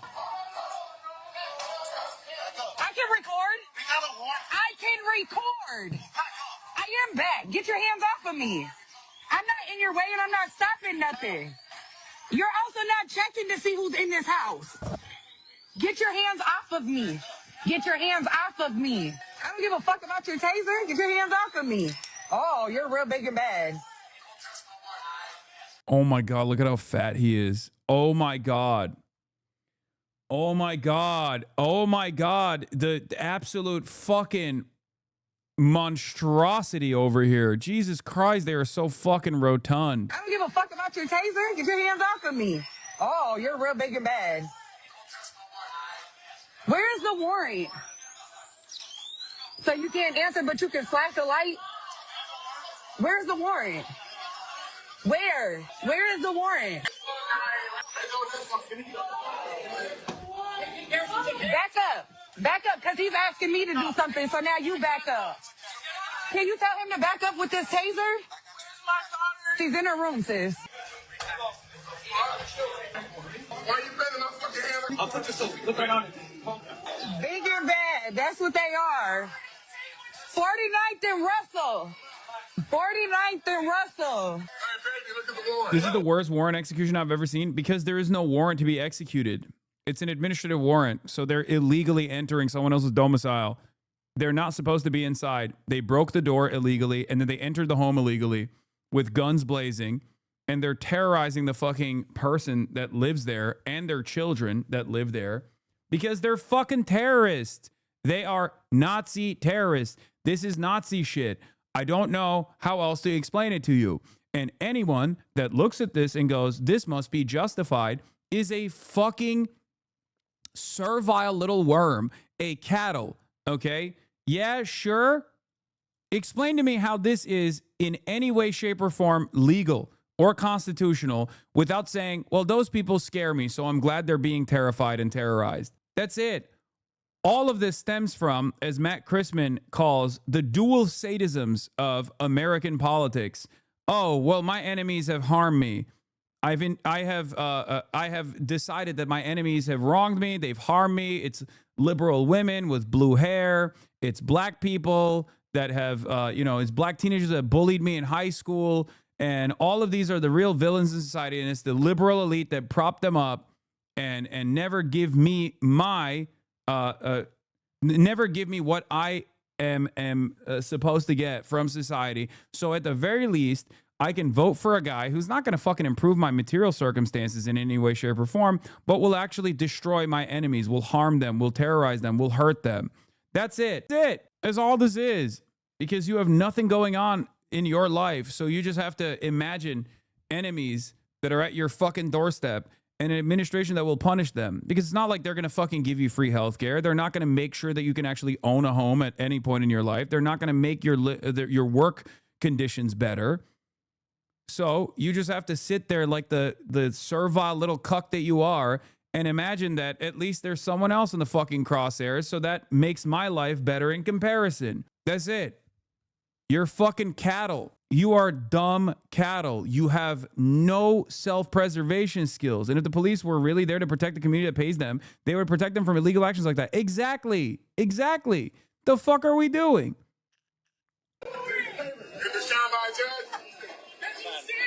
Look. Look. Do you see that?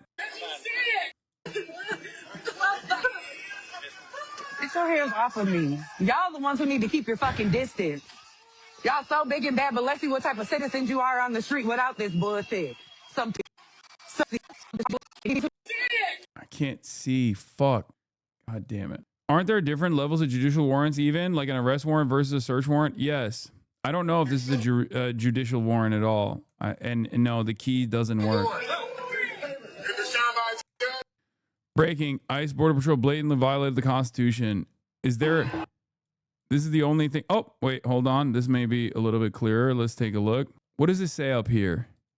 Oh, it says Homeland Security. Yeah, it's an administrative warrant, right? That's Homeland Security, right? Yeah, if it says that if up top it says Homeland Security in any part of the fucking piece of paper, then it is actually an administrative warrant and not a judicial warrant.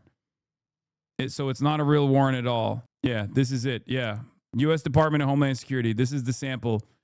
This is a U.S. Department of Homeland Security warrant. It's not a real warrant. This is bullshit. This is exactly what they are showing here. Yep. Look.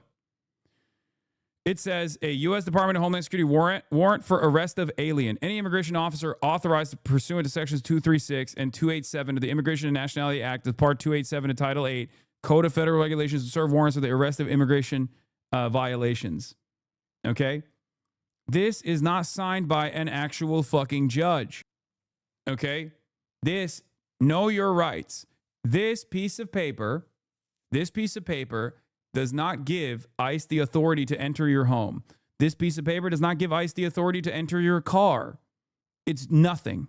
It is utterly irrelevant. And the fact that they have like little holes on the top means that they just have like a bunch of these papers that they sign off in their fucking car and they just like rip it off to be like, see? It's irrelevant, okay?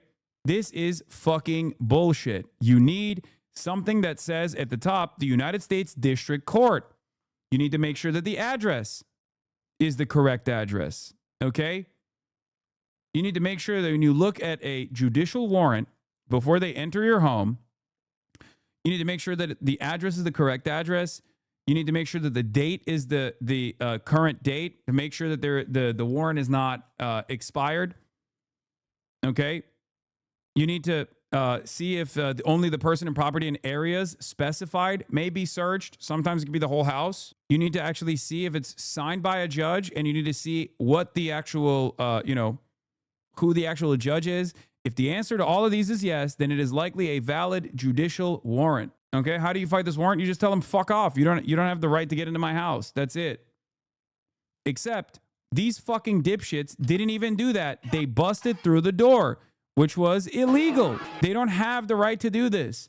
They can't do this. This is unconstitutional. Now, before people go, oh, laws.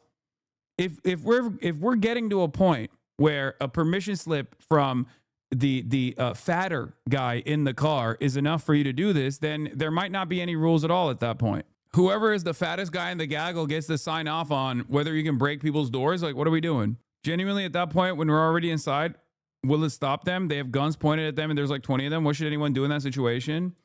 I mean, in this situation, you can't do anything. That's my point. You have to just hope that their law actually kicks in at some point. Ask yourself, If ICE is going door to door, what's next? Armed federal agents took a man away in handcuffs. A woman came out of the house and said the man was her husband. It also appears ICE used an administrative warrant, not a judicial warrant. That matters. An administrative warrant is signed by ICE, not a judge. Without a signed judicial warrant, agents do not have the right to enter your home. It's true. Anyone who thinks this is appropriate and good and just, and that person in there could be, and it doesn't matter. You have to abide by the laws that were created, okay? It doesn't matter. The reason why you have to abide by that standard is the same process is the same reason as to why we defend due process. Okay?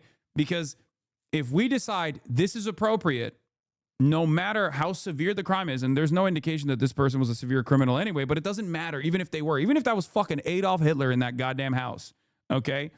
You have to abide by the rules that were set, because the next time they do this is not going to be Adolf Hitler. It's going to be you. It's going to be your parents. It's going to be your loved ones. And there will be no one that will defend you. Do you understand? That's the reason why we defend due process. That's the reason why we defend certain aspects of the Constitution around these fucking parts, including the Fourth Amendment. Okay? No unlawful search and seizure. There's a reason for it. Because an administration that seeks to violate the Constitution in this egregious manner, that will not be checked by the courts, that will not be held accountable by the criminal justice system at any point, will inevitably do this to you as well. That's it. And without those fundamental aspects that have been around since the fucking Magna Carta, there is nothing that remains that will protect you. At that point, it is truly might is right. And unless you have so much fucking money that you can hire your own private military contractors to defend your home at any given point, you're fucked. And even if you do have that kind of money, do you want to live in a society like that at all, where it's just complete fucking chaos? It's an anarcho-capitalist dystopia. Do you really want to live in that society? I know that people like Elon Musk live in that reality anyway. They know that they're unaccountable. They know that no one will ever fucking hold them accountable. They know that they can get away with doing whatever the fuck they want to get away with. But if you're a random guy working at fucking Jiffy Lube, okay, what makes you think that anarcho-capitalist dystopia is actually going to be beneficial when this current liberalized system that is failing right now is not helping you? You're still a fucking wage slave. So what makes you think you will be a god in the next iteration? What makes you think that you'll be anything but a slave in even worse conditions? People do not have the capacity to understand this, where they go, oh, just comply or die, comply or die. It's fucking ridiculous. Yeah, you're describing Rust, but with people who have massive head starts. Oh no, exactly. You keep acting like laws matter anymore. There's no one that will prosecute this shit. They're speedrunning fascism. The reason why I'm talking about the importance of law in this situation is because I can't believe you would mute me for simply challenging you on a certain point. I thought the channel was different because you allowed disagreement. You know what? If you want me to agree with everything you say, just say it, Hasan. I know I'm not right-wing, at least not completely. Take another hour off. Stupid. Every day. Ugh. DHS was forced to respond to this because they're growing more callous. This was literally a U.S. citizen. Border Patrol attacked the U.S. citizen teenager, beat him up, drove him away, and then dumped him. I'm not doing all right. What's that? I'm not doing all right. I'm not doing all right. Back up. Yo, see that? Look, they're recording. They're here. What y'all doing? Yo, back up. Greg Bovine in the streets. Your face. Absolutely. Oh, back up. I'm walking here. Back up.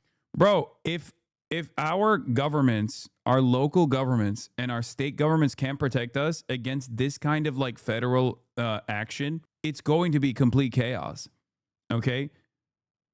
I urge even the likes of Mayor Frey or Tim Walz to wake the fuck up. Okay? Deploy the National Guard to protect the citizens. Order local law enforcement to protect Minnesotans. Okay? Because if you don't do that and people realize that even local law enforcement and the state and the government is not on their side, it's bedlam from that point on. People are going to start taking matters into their own hands in an act of self-defense. This is where we are barreling towards. Okay? What the fuck? Would it be better to wait strategically until after we win the midterms? What midterms, man? What fucking midterms? What are you talking? What do you mean? What are you talking about? What are you? I'm here to learn. Okay, brother. They're doming people on the fucking streets. They're busting through their doors. It's Gestapo time, and you're talking about the midterms. There will be no midterms to be had if this keeps going. What do you think happens? They keep doing this over and over again until someone says enough is enough. And then they actually get into an armed conflict, okay? They get into an armed conflict. An ICE agent gets shot in the process, okay? Boom, mass suppression. Like an ICE agent in every fucking corner. Trump tries to federalize the National Guard and deploy it in against the population, okay? Then people grow even more angry. There's more pushback because they realize that the state is not there to protect them. So they treat every member of the state as an enemy, because in some ways they are. Where do you think that goes? More suppression, more repression. There's no more midterms at that point. It's martial law, which is what the administration wants. They want martial law.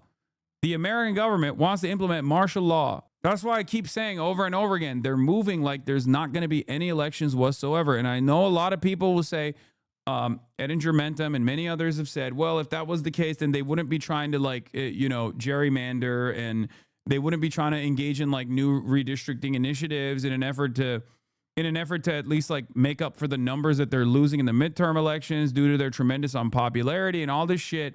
I think both can work at the same time. I genuinely think it's both. They're trying to at least like create some kind of fake democratic process by engaging in these acts of like redistricting over and over again in an effort to be like, well, see, we still have control. But I think that's just hedging their bets. I don't think that is their game plan. I think their game plan is this: keep fucking pressuring. There will be no legal pushback. There will be no like local government pushback whatsoever that will entertain some kind of like constitutional crisis, okay? Because Democrats always are too fearful to actively defend their own constituents. And eventually, people recognize that reality. People recognize that there is no more defense. There is no local government that's coming to save you, and they take matters into their own hands. And in that process, when people take matters in their own hands, there's bedlam, there's chaos, there's violence. And there's even more violence in an effort to suppress said chaos and the violence for people who are engaging in an oftentimes legal act of self-defense. That is where we are headed. That is where we are headed down. That is the direction we're headed down. This guy said there's no way we wait for the ballot box. We need to go to the bullet box. The people are done. And murdering people for trying to flee and for obeying a command to leave the area, and then shooting her in the face like that after she drops her kid off at school. We have to show up with guns. We have to. There's no other way around it. I don't care if I don't have a Minnesota carry permit. I'm unarmed right now, but this is the last time I show up to face these guys without a weapon. There's no way. I got shot with a pepper ball 5 minutes after walking in here. I never laid a finger on them. I never raised a hand to them. I've only been using my voice. The time for speaking is over. The time for niceties is over. The time for peace is over. They fired the first shot. It is time to end this shit by any means necessary. Under different circumstances, I would say this guy's a fucking Fed or something. And I'm going to be honest with you. I don't think this guy's a fucking Fed. I think a lot of people are unimaginably fed up. It's gotten to a point. And for many of you that haven't experienced this kind of thing, right? You can't imagine what it feels like when you have, when as an American citizen, your whole life you have been taught, okay, there's rules in play that actually are supposed to keep these kinds of repressive forces at bay, okay? There are rules that are supposed to stop the government from behaving like this. And it turns out those rules only matter if both parties in the duopoly that we have are playing by said rules. And if one party decides, yeah, there's nothing you can do about it, I have unchecked power, okay? I can do whatever the fuck I want, and the other party just fucking keels over and says, go ahead, there's nothing we can do about it, then people inevitably come to terms with this new reality. The reality that is very different than what they've learned about American existence, okay? And I think that's where a lot of people are right now, especially a lot of people who experience this kind of violence, experience this kind of suppression. People that actually see it in their fucking neighborhoods eventually say, I'm fed up. It's fucking bullshit. Philly police brutalized a minor on camera. The community called a modern Black Panther group led by Paul Birdsong, inspired by the original party to demand accountability when systems fail, communities organize. I mean, you're talking about, potentially going to a dark place in this country. Do you foresee... We're there. This is the dark place. This is the dark time. We have people being sent to Salvadorian concentration camps. We got other countries being raided for their oil. We're in the dark time. There's no way out of this. There's no voting our way out of this. We can't wait till November. There's no waiting to the ballot box. We need to get to the bullet box. That's the only way. If there was another way, I'd be advocating for it. I've spoken peacefully. I've marched peacefully. I marched without Sharpton. I marched on Washington. I've been peaceful. I've acted peacefully. The time for peace is over. The time for any means necessary is right now. Yeah, he needs to be arrested and thrown in prison. The tree of liberty must be refreshed with the blood of patriots and tyrants from time to time. But you're not the patriots here. You're the tyrants. Yeah, you're right. The tyrant in this circumstance is the random guy who's fucking fed up with the unconstitutional Gestapo force busting down people's doors and like murdering them at certain points. That's famously throughout history, those guys have been the real patriots. The SS, the real patriots, and not the people who are resisting against the SS. Those were the tyrants. Yeah, the real tyrants were the Jewish people that were thrown in concentration camps, the socialists, the communists, the trade unionists. Those were the real tyrants. And the real patriots were the fucking Nazis. Is that the argument you're presenting here? Holy fuck. Anyway, let's watch Greg Bovine Bovino pull off this fucking nonsensical bullshit again. Like that. Good show. Hey, that's what a nice guy. I don't fuck. Dude. What is this? Fuck you and fuck all y'all. What you gonna do? Hey, you guys American citizens? Fuck you. Huh? None of your business. That's what. All right. See that? Blocking traffic. Look at that. Bunch of y'all right there. Fuck you. Fuck every single one of y'all. Look at that. Just gonna get a pic. Hold on. Why are they taking pictures? To put it through the database.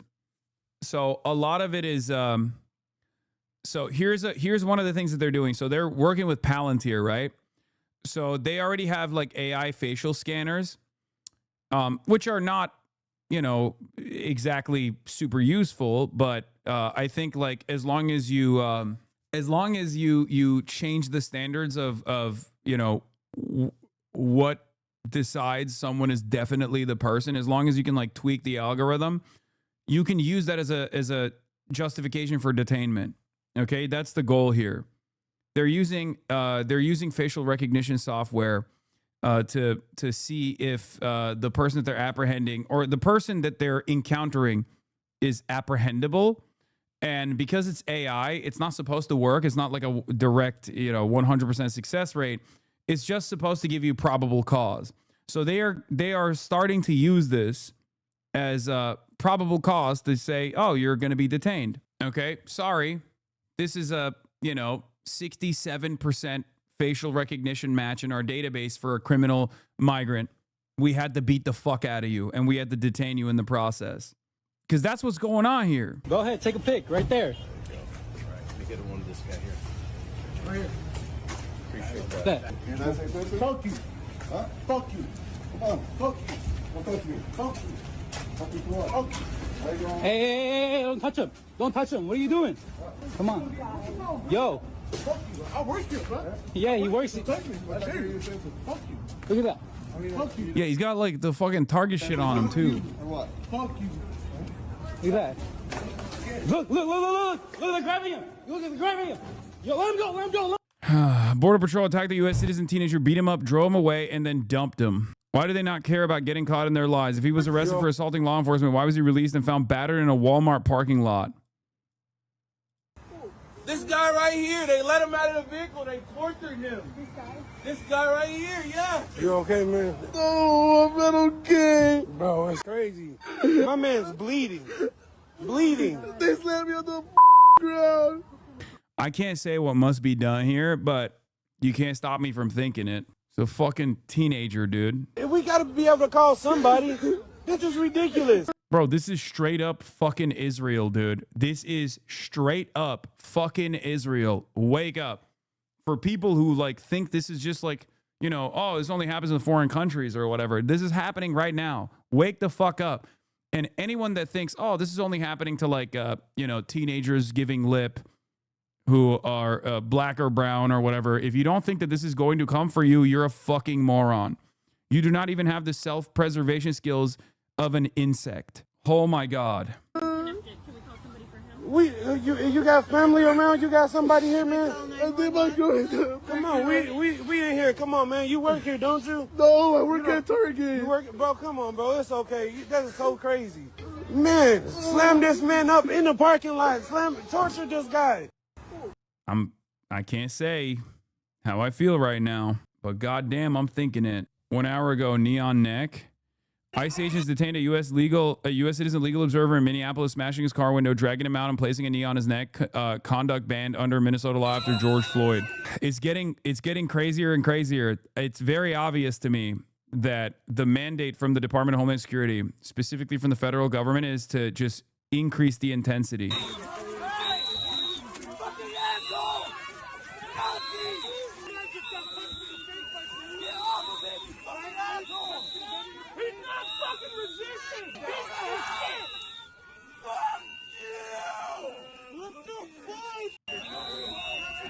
You can't say what you feel, but Asmund Bitch can say whatever he wants with no ban. Yes, because Asmund Fold, who is utterly irrelevant in this conversation, is demanding more of the state violence. And any kind of fucking counter against said state violence, even an act of self-defense, is technically demanding illegal actions. Whereas state violence, even if it's illegal, is still state violence, and therefore it is interpreted as totally sanctioned and legal violence.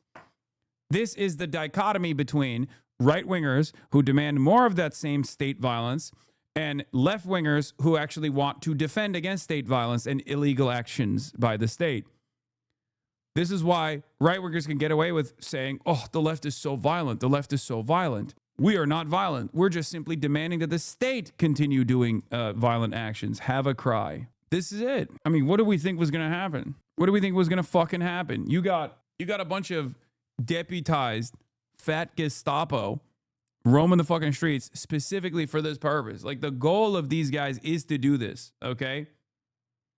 The goal of these guys is to do this. Is to terrorize the population. So they're doing their job. They're just following orders, if you want to call it that. Means to Minnesota. Hold on, I'm tweeting, sorry. Sitting there day after day with this crap isn't going to do anything. When are you going to start organizing and consistently demonstrating every day? I mean, there are people consistently organizing and demonstrating every day, unless you mean like just me, right? Because as a part of my job, I'm showing you that there are people that are all around the country currently demonstrating, including here. This is what's happening at a demonstration, chatter. If Obama was doing this, the red state governors would call the National Guard and start fighting back. It's time to stop fucking around. The National Guard needs to do his fucking job. I agree. I think what is this? I think that if states and local governments don't actually defend their citizens, you're a bad person. You think I know how to live. Screw you. I would expect that this would be a moment of you know, unity, I think, but I guess you somehow think you're magically above this kind of state repression, right? Is that what it is? In your mind, do you feel like this, or are you a member of ICE? Because either you're deluded, you're delusional, and you think that this won't happen to someone that you know, someone that you love, or yourself, or you think you're just gonna join ICE at some point, I guess, and be a part of the fucking cruelty. Because it's getting to a point where you're either wearing the boot or you're under the boot. It seems like you're throating it like you're ever gonna find yourself underneath it. I think the lines have been drawn in the sand. People watch one video and see two different things. That's how wars start. I mean, that's part of it.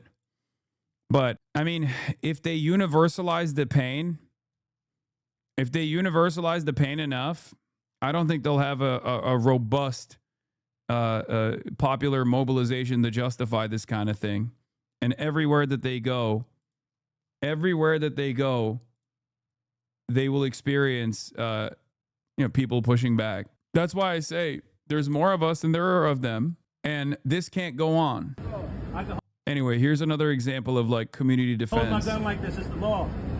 Philadelphia Crime Code 6108 says I can hold my long arm in my hand. Just can't hit my finger on the trigger, which is not. So don't ask me to do nothing that's against the law. Can I help you?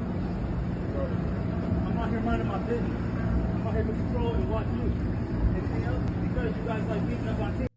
ICER.com to find your local rapid response number. Call and report if you see ICE chat. Get trained and respond and defend your neighbors. Yes. Somebody sent us a video of y'all beating up a teenager. Y'all, wasn't it? Huh? It was y'all. You a police officer. You part of that. You part of that. It was y'all. It was y'all. If you don't like to be labeled in with the slave catchers, you shouldn't have touched their hole, sellout. You are a sellout. You wearing their shit. You are a sellout. You ain't protecting shit. You got to do whatever they tell you to, including hurt your people. Because you're walking up to me and I don't like you and I don't trust you and I don't got no conversation with you. So unless you're investigating the crime, leave me the fuck alone. I don't care. I got a gun license right here. This is legal. Philadelphia Crime Code 6108. Move your car out of people's way and get the fuck out of my face. Thank you, officer. Have a good day. You have a bad one. Sell out. Fuck out of here. What you smiling for? Sell out. Do you know where you came from? Slave catchers hired you to help catch their property, which was us. Slave catcher controls the origin of that bag, you bitch ass nigga. The fuck out of here. Go where you're needed. We don't need your help. Get out the fucking street. Like your supervisor said, get out the fucking street. Get out the fucking street. Go with him. Go with him. Get out the fucking street. America is such an insane country, but I mean, I guess this is what you get, you know? This is the well-trained militia, I guess, you know? That's the Second Amendment for you. I don't know what to tell you. It's ironic because this lawful demonstration by the new iteration of the Black Panthers is precisely the reason why open carry was banned in the state that I currently live in, the state of California, by Ronald Reagan. That's right. Ronald Reagan banned open carry in the state of California when the Black Panthers organized and did a demonstration at the Capitol with their guns, which they legally acquired and were legally carrying openly. So they made it illegal. One of the few instances where, you know, a Republican was against the Second Amendment. You block the traffic. Get out the fucking street. Get the fuck out the street. Anyway, I can't believe it, dude. Unbelievable.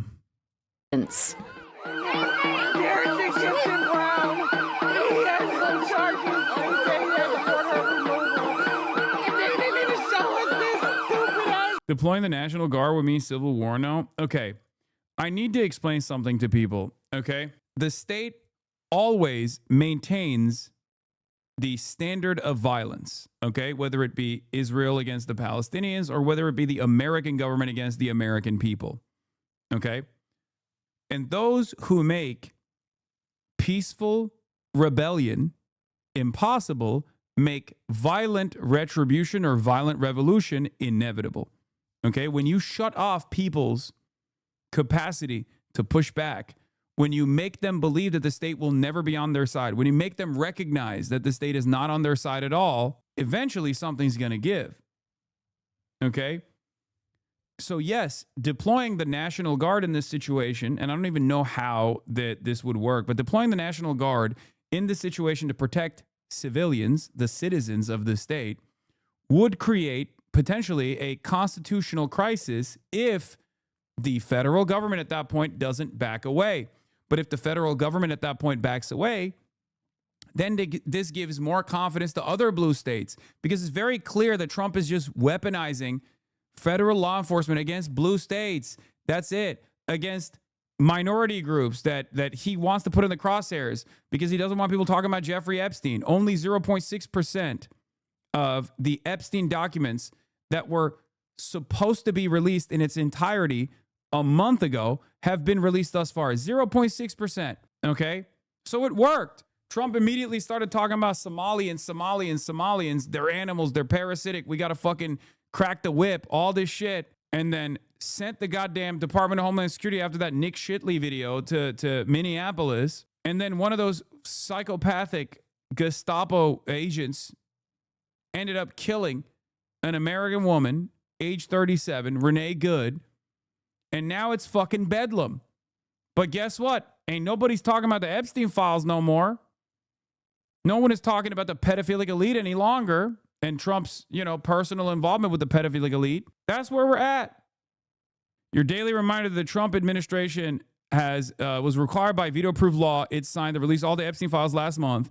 And so far, it has released just 0.6% of those files. Yep. They've successfully moved this out of the fucking conversation. That's how disposable the average American citizen is, by the way. Like, I wouldn't say this about, kidnapping Maduro, but I will say this about deploying the Department of Homeland Security and ICE to a random city.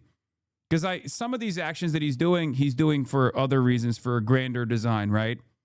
Like American priorities shifting, the Donroe Doctrine, all this stuff is a goal of the administration in and of itself. It's not everything that the administration does is a distraction. But this 100% is. It's a distraction that has a higher purpose to bring about martial law potentially. Okay? And the only way to push back against this is if state governments and local governments realize what the fuck is going on and take the measures necessary to defend their citizens, to defend and protect their citizens. If that does not happen, eventually people are going to take matters in their own hands. And when that happens, and an ICE agent gets shot or something, okay, then they're going to use that as an opportunity to bring about martial law, tremendous discontent that needs to be suppressed violently, militarily. So the National Guard will be deployed at some point. So it's up to Tim Walz to figure out whether he gets to deploy the National Guard to defend his own citizens, or if it's the fucking president that federalizes the National Guard and deploys it in Tim Walz's stead. Okay? So the National Guard is getting deployed. Who gets to deploy it for what purpose is the real question here. Protesters banged drums and blew whistles. Some were met with chemical spray. More than 2,000 immigration arrests have been made since the Department of Homeland Security began. Like they're fucking macing old people, dude. Its operation in December. Old white people. These latest raids come in the wake of the fatal shooting of Renee Good in Minneapolis by an ICE officer last Wednesday.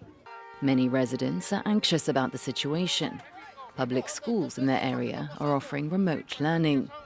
I'm a teacher, and I think that the fact that ICE has been targeting schools around here, making it difficult for children to just get a public education, terrorizing parents, the fact that I have to worry about my kids being outside because of this sort of terrorism happening out front is ridiculous. Minnesota is the latest focus of Donald Trump's campaign to remove undocumented migrants from the U.S. The state has a large population with Somali heritage, although the majority are U.S.-born and more than 92% are citizens. Security Secretary Kirsty Noem pledged. The reason why they're bringing up the 90% are citizens number is because it renders the entire deployment argument ridiculous, right?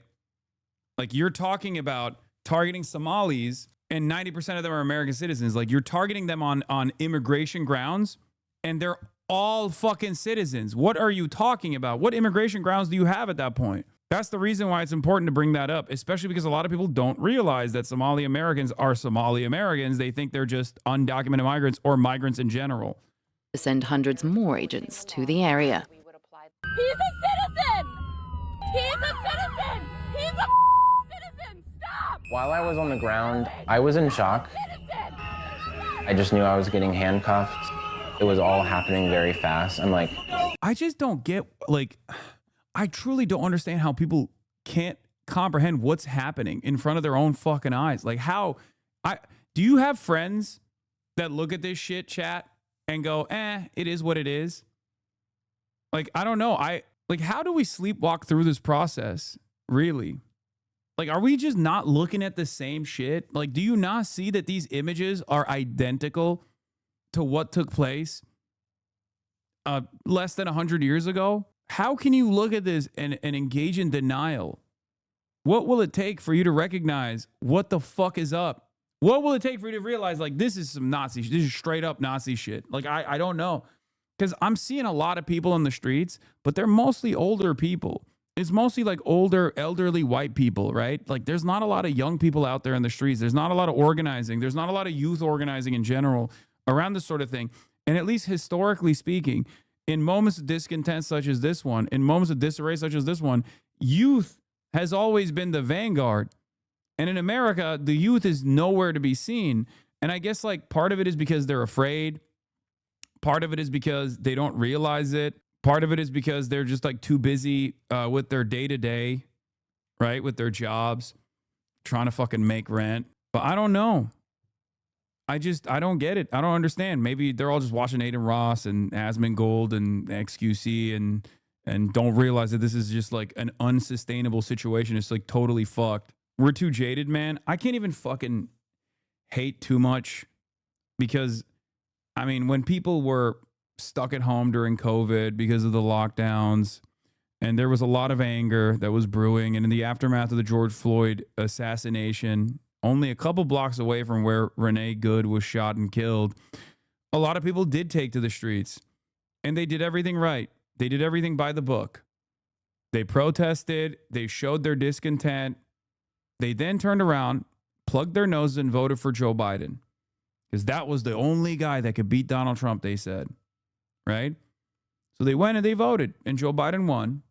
And what came? What came after that? Nothing. None of the demands were met. Nothing actually changed at all. Okay? So they were taught a very important lesson. And that lesson was, no matter what you say and do, all of your work amounts to nothing. You will never be able to stand up against the much more powerful, domineering forces of empire. And there's no pressure valve out of this duopoly. So either you become increasingly more radicalized and get more frustrated, decide to organize, as many of you in this community have, or you just choose not to recognize it anymore because you say, well, neither party represents my interests. I guess it doesn't fucking matter. Right? I guess it does not fucking matter. How did I get here? How do you think that the youth have been taking the beating here for Palestine? How much more can the youth do? We're at general strikes and possibly possible militants, you know? I mean, look, I know that. I mean, my community is all up and down this shit too, just like they were all over the student encampments as well. I'm just saying, like there needs to be more mobilizing. How did documenting their activity lead to this? In early November, Border Patrol agents moved into Charlotte, North Carolina. The deployment was part of a broader federal enforcement effort spreading across the country from Los Angeles to Chicago and now Minneapolis. Cell phone footage has emerged from each city, showing agents detaining immigrants and protesters. The people filming the federal agents call themselves ICE verifiers. These verifiers have since become a focal point in the Trump administration's response to the fatal shooting of Minneapolis resident. Yeah, Brooklyn Dad Defiant did the whole Obama shit. God, some liberals are lost in the goddamn sauce too. They just like fantasize about a world that is totally different. Brooklyn Dad Defiant tweeted, "I'm old enough to remember when President Obama deported so many people they called him deporter-in-chief, but he did it without his agents shooting U.S. citizen mothers in the face 3 times." Brother, is the problem from where you're standing the fact that like mass deportations are taking place, but you don't like the way they're taking place? Or is the problem mass deportations as opposed to mass amnesty? This is a crisis of lack. This is a crisis born out of a lack of hope, a lack of knowledge over alternatives. In some ways, I do bring this back to the Democrats all the goddamn time for this reason, because the Democrats do not present an alternative. So these guys who are regime pilled, who are just party pilled, they're just party mouthpieces, just go along with whatever the party is presented as like the appropriate measure here. If the Democrats are saying, no, you don't understand. The real problem with this is not like, mass deportations. The real problem is like the way they're conducting the mass deportations. If the Democrats loudly, proudly, boldly pushing mass amnesty, recognition of humanity for migrants, explaining the processes in which the two-tier labor system actually undermines the domestic labor pool and obviously treats the undocumented labor pool as cattle, and seeking to address that dynamic, not through the violent apprehensions and deportation and kidnapping operations, but instead through processing their paperwork, recognizing decency, our shared humanity, and following basic international humanitarian laws, then these guys will be saying that too. This is what I always repeat to people. Like, there's no fucking Joe Biden dick riders. There's no Kamala Harris dick riders. There's party dick riders. So when the party presents these people as the only alternative, they just respond in kind. They think, yeah, these were the only alternatives and you didn't fucking vote for them. Fuck you. You're my enemy too now. But if the party was presenting Bernie Sanders as the only alternative against Donald Trump, for example, these people will be the number one Bernie dick riders on the planet. They don't have any ideological convictions. They're just responding to what the Democrats are showing is their worldview, is their politics, their ideology. Same goes for the Republicans too, honestly. I think there's a good deal of Republicans that would love Donald Trump even more if Donald Trump magically overnight turned into a fucking pro-healthcare guy, okay? They're just regime enjoyers. That's it. They like it. Democrats like the regime, and so do the Republicans. It's not about the policies that they're presenting. Yeah, the ACLU sued Obama twice in 2018. The Border Patrol was monstrous under Obama. Imagine how not a 2018 article, but under the Obama administration, the ACLU sued the Obama administration twice. People do not actually factor in prior administrations. They get lost in the aesthetics of the Obama administration. He's charismatic. He's handsome.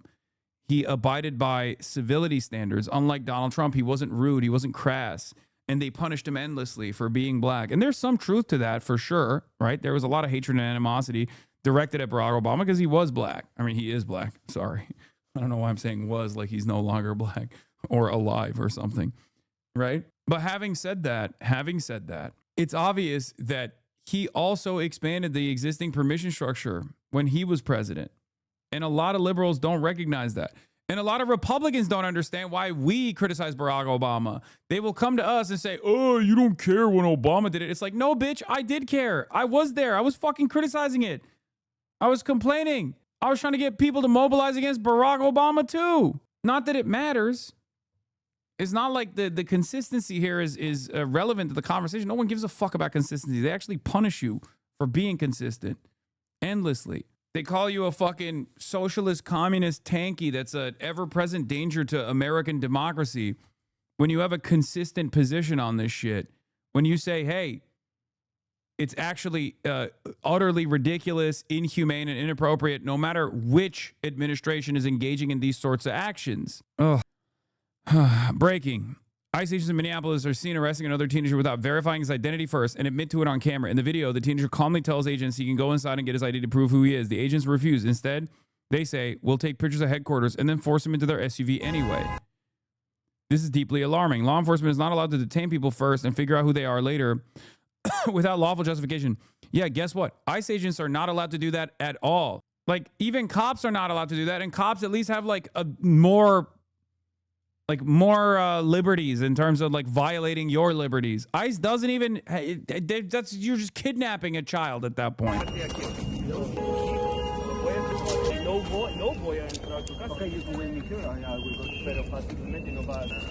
They're Nazis kidnapping children.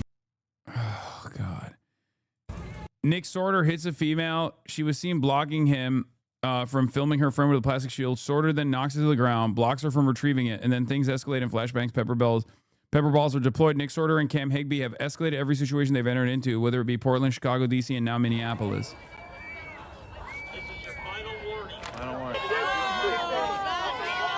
It's one of those pig fuck Nazis, by the way, Nick Sorter. And Cam Higbee is the one in the background, I think, with the face shield. He's the one who's the PragerU correspondent that went to Israel. Hey, they love. They're all women. Nazi agitators. All of them. They love hitting women. Look at that's what these. Oh, there he hits her again. You just hit her again, brother. There you go.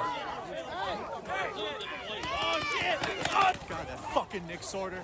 God, dude, that fucking Nick Sorter is a fucking... He causes all that, dude. You guys can see that, dude. As soon as Nick Sorter gets into a fucking argument, they tear gas and flashbang everybody. That Nick Sorter and fucking Cam. I'm so fucking sick of it. Both of them, bro. Hey, it was fucking Sorter again. They're antagonizing people, and then they come out and fucking do all this shit, bro. It's Nick Sorter and Cam Higbee. That fucking... Hey, Nick Sorter hit a girl in the face. I heard this. Yeah, bro. I don't fall. Fuck that. Renee Good earlier this week. Republicans have said that people following and monitoring ICE are impeding immigration-related arrests and endangering officers and civilians. Why are you taking it? What is on the grass? Just be clear. How do you understand the ICE resistance? This is a cult-like, this is a cult. This is cult behavior. That woman is part of a broader left-wing network to attack, to dox, to assault, and to make it impossible for our ICE officers to do their job. She was a agitator, probably a paid agitator, but in my opinion, she was an agitator. Should we send people to Estonia, yes or no? This community defense work has been something that Siembra has done since 2017, which is how it got started. These are all volunteers who have been trained on how to verify whether an activity is actually ICE or Border Patrol. Do we know who that is up there? Okay, let's figure that out. We're trying to anticipate where they are. We're looking for them. What's going on? What are you doing? Someone's honking and screaming, La Migra, ICE, Border Patrol. They're impeding our investigation. So When somebody goes up to them and is like, hey, what are you doing? They also aren't used to that. They're breaking the law left and right. So the more that you can get them to talk about that, at least in my opinion, the better that is. Verifiers say documenting these encounters serves two purposes: alerting the community and preserving evidence. They say video from these interactions can later be used in court. We are going to what we believe is one of the staging areas for CBP and ICE. Our hope is to, just verify and have confirmed reports from the community about what they're doing, when they're moving, how many cars they have, what they're driving. This is it, but they are not here. There are no cars here. This kind of makes me worry that we don't know where they are. By the end of the week, the Department of Homeland Security had carried out more than 300 detentions across the Charlotte area. Oh, you guys want to know something crazy, by the way? That is a surprise to absolutely no one, probably. These last couple of months, with all of the ICE apprehensions that have taken place, they've gotten, I think, 0 criminals. 0. Slicer Dicer, buy one, get one free, says... This chat is R-worded, ha ha ha ha ha ha ha ha ha. Everything I expected it to be. All right, we're gonna unban that guy. I would love to hear from this wonderful individual who's very smart. Like, they're not even, look, they have rarely ever targeted criminals in their apprehensions anyway. It makes up a tiny margin of the people that are actually in these detention facilities.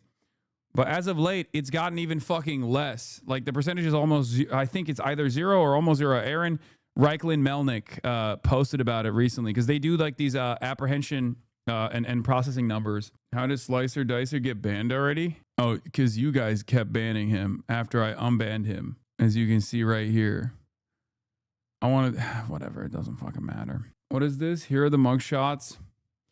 Here are the mugshots of the men, women, and ICE arrested in Minneapolis before, during, and after the Renee Nicole Good shooting. These criminals have already been convicted. Mayor Frey wants these people to stay in the city. The boy and young girl, rape of a teenage girl with a gun, trafficking. Dude, what the fuck are you talking about? First of all, I don't believe anything that I see on Twitter. Having said that, however, if these guys have already done crimes, they are already in the fucking system. What are you talking about? These guys don't just get released, okay? You don't fucking get released if you sodomize a young boy and a young girl. What planet are you living on? This is so fucking stupid. These people are so dumb. These people are so fucking dumb, dude. They have, oh my God. I don't even know what we're going to do. I don't know what we're going to do. I saw a fucking tweet the other day that was like, yeah, unless you're Jeffrey Epstein or one of his fucking friends, you're not they personally think these guys are so stupid that they think that in the past, a criminal, like a migrant, an undocumented migrant, would go up and like rape a child or something, and then they would get processed through the system. They would get caught, apprehended, detained, charged, convicted. But at some point along that process, the government would go, oh my God, this is an undocumented migrant. We have to release him. If you think that that was what was going on, you are genuinely too stupid to reason with. I do not know how we can have a normal back and forth conversation because you're not living on the same fucking planet. You're not living on the same planet as us. Okay? You're not living in reality. You're out of your mind. There is no world where like any local law enforcement or federal law enforcement or any law enforcement at all or any courts at all will look to an undocumented migrant that has done a heinous crime and go, oh, dude, you're an undocumented migrant? Well, that's like, that means we can't prosecute you. You're a fucking idiot. The only people that rape young boys and girls that get away with it are the super wealthy, okay? That's it. As a matter of fact, the only people who even get away with like violating immigration rules while also doing a metric ton of heinous shit are, again, the super wealthy, including the wealthiest person on the planet, Elon fucking Musk, who at a certain point in his life was also in violation of American rules around immigration in the country illegally when he dropped out of fucking school. But of course, because he's Elon Musk, nobody cares. I'm trying to see. I'm trying to find the Aaron Reichlin Melnick post here about the numbers that we do have on hand about the migrants that are being processed through the detention facilities right now and their criminal background. Crack that DP open for me, big fella. You want this? Do you want me to crack this open, this bad boy? A little Dr. Pepper, blackberry, zero sugar. Engage in the juicy delights. There you go. DP time, baby. Dude, you know what's crazy? Someone in the chat said, someone in the chat brought up Agartha as a meme, and ever since then, has been stuck in my fucking brain permanently, okay? I'm perma-fried. Thank you. New data released by ICE shows that virtually the entire growth of detention in the last few months has been among people with no criminal record at all, no criminal convictions, and no pending criminal charges. 92% of ICE detention growth in the fiscal year 2026 is driven by immigrants with no criminal convictions. ICE published new detention data today that brings the current population to a record high 68,990. ICE published new detention data today. ICE records first detention death of 2026. ICE records first detention death of 2026. But of course, even though Donald Trump initially said all undocumented migrants are doing like rapes and doing drug deals and doing crimes, like unlimited crimes, now the goalpost shifts. When you look at this and you say, these guys don't even have any prior convictions, like the largest growth has been no criminal record, migrants with no criminal record whatsoever, they turn around and say, well, who is this? Oh, is this JD Vance? Nice. Then they turn around and say, they're undocumented migrants. That's a crime. Yeah, so is jaywalking, dumbass. Okay? It's a civil offense. It's a misdemeanor. Who gives a fuck? Peter Thiel, I believe. Yeah. Okay. Anyway, let's finish this. Most were not recorded. And then I want to watch the Kirsty Noem thing. And then I might even actually watch the new Nick Shitley video because or at least pieces of it. Documenting Border Patrol activity on Charlotte's east side when he noticed he was being followed after photographing a Border Patrol vehicle and its license plate. Charlotte 911, do you need police, fire, or medic? Police. There's two Wagoneers, and they've got their sirens on, and they're Border Patrol. They're not police, and they're trying to pull me over right now, and they've been driving recklessly. Long was forcibly removed from his car and handcuffed on the ground. He was cited for impeding a federal investigation. He was one of at least 8 verifiers arrested during the week-long operation. There's like 50 cars here. I'm walking up on foot. They're going out! To me, this feels like a bully has come into town, and they're picking on the little guys. It's crazy to me to cheer on a fucking militarized Heil Hitler brigade dominating the fucking masses, okay, over literally just like paperwork. okay, is just paperwork. Like the people that they're engaging in dragnets and like pulling aside from their families and kidnapping are in violation of a paperwork crime, okay? And the lowest version of a paperwork crime. Like I'm not even talking about like, you know, mass fraud or tax evasion or any number of different things that could have like serious repercussions down the line. That's it. It's fucking crazy. Wake up. And honestly, they're targeting people because of their skin color. Shame on you. Shame on you. I don't regret doing what I did.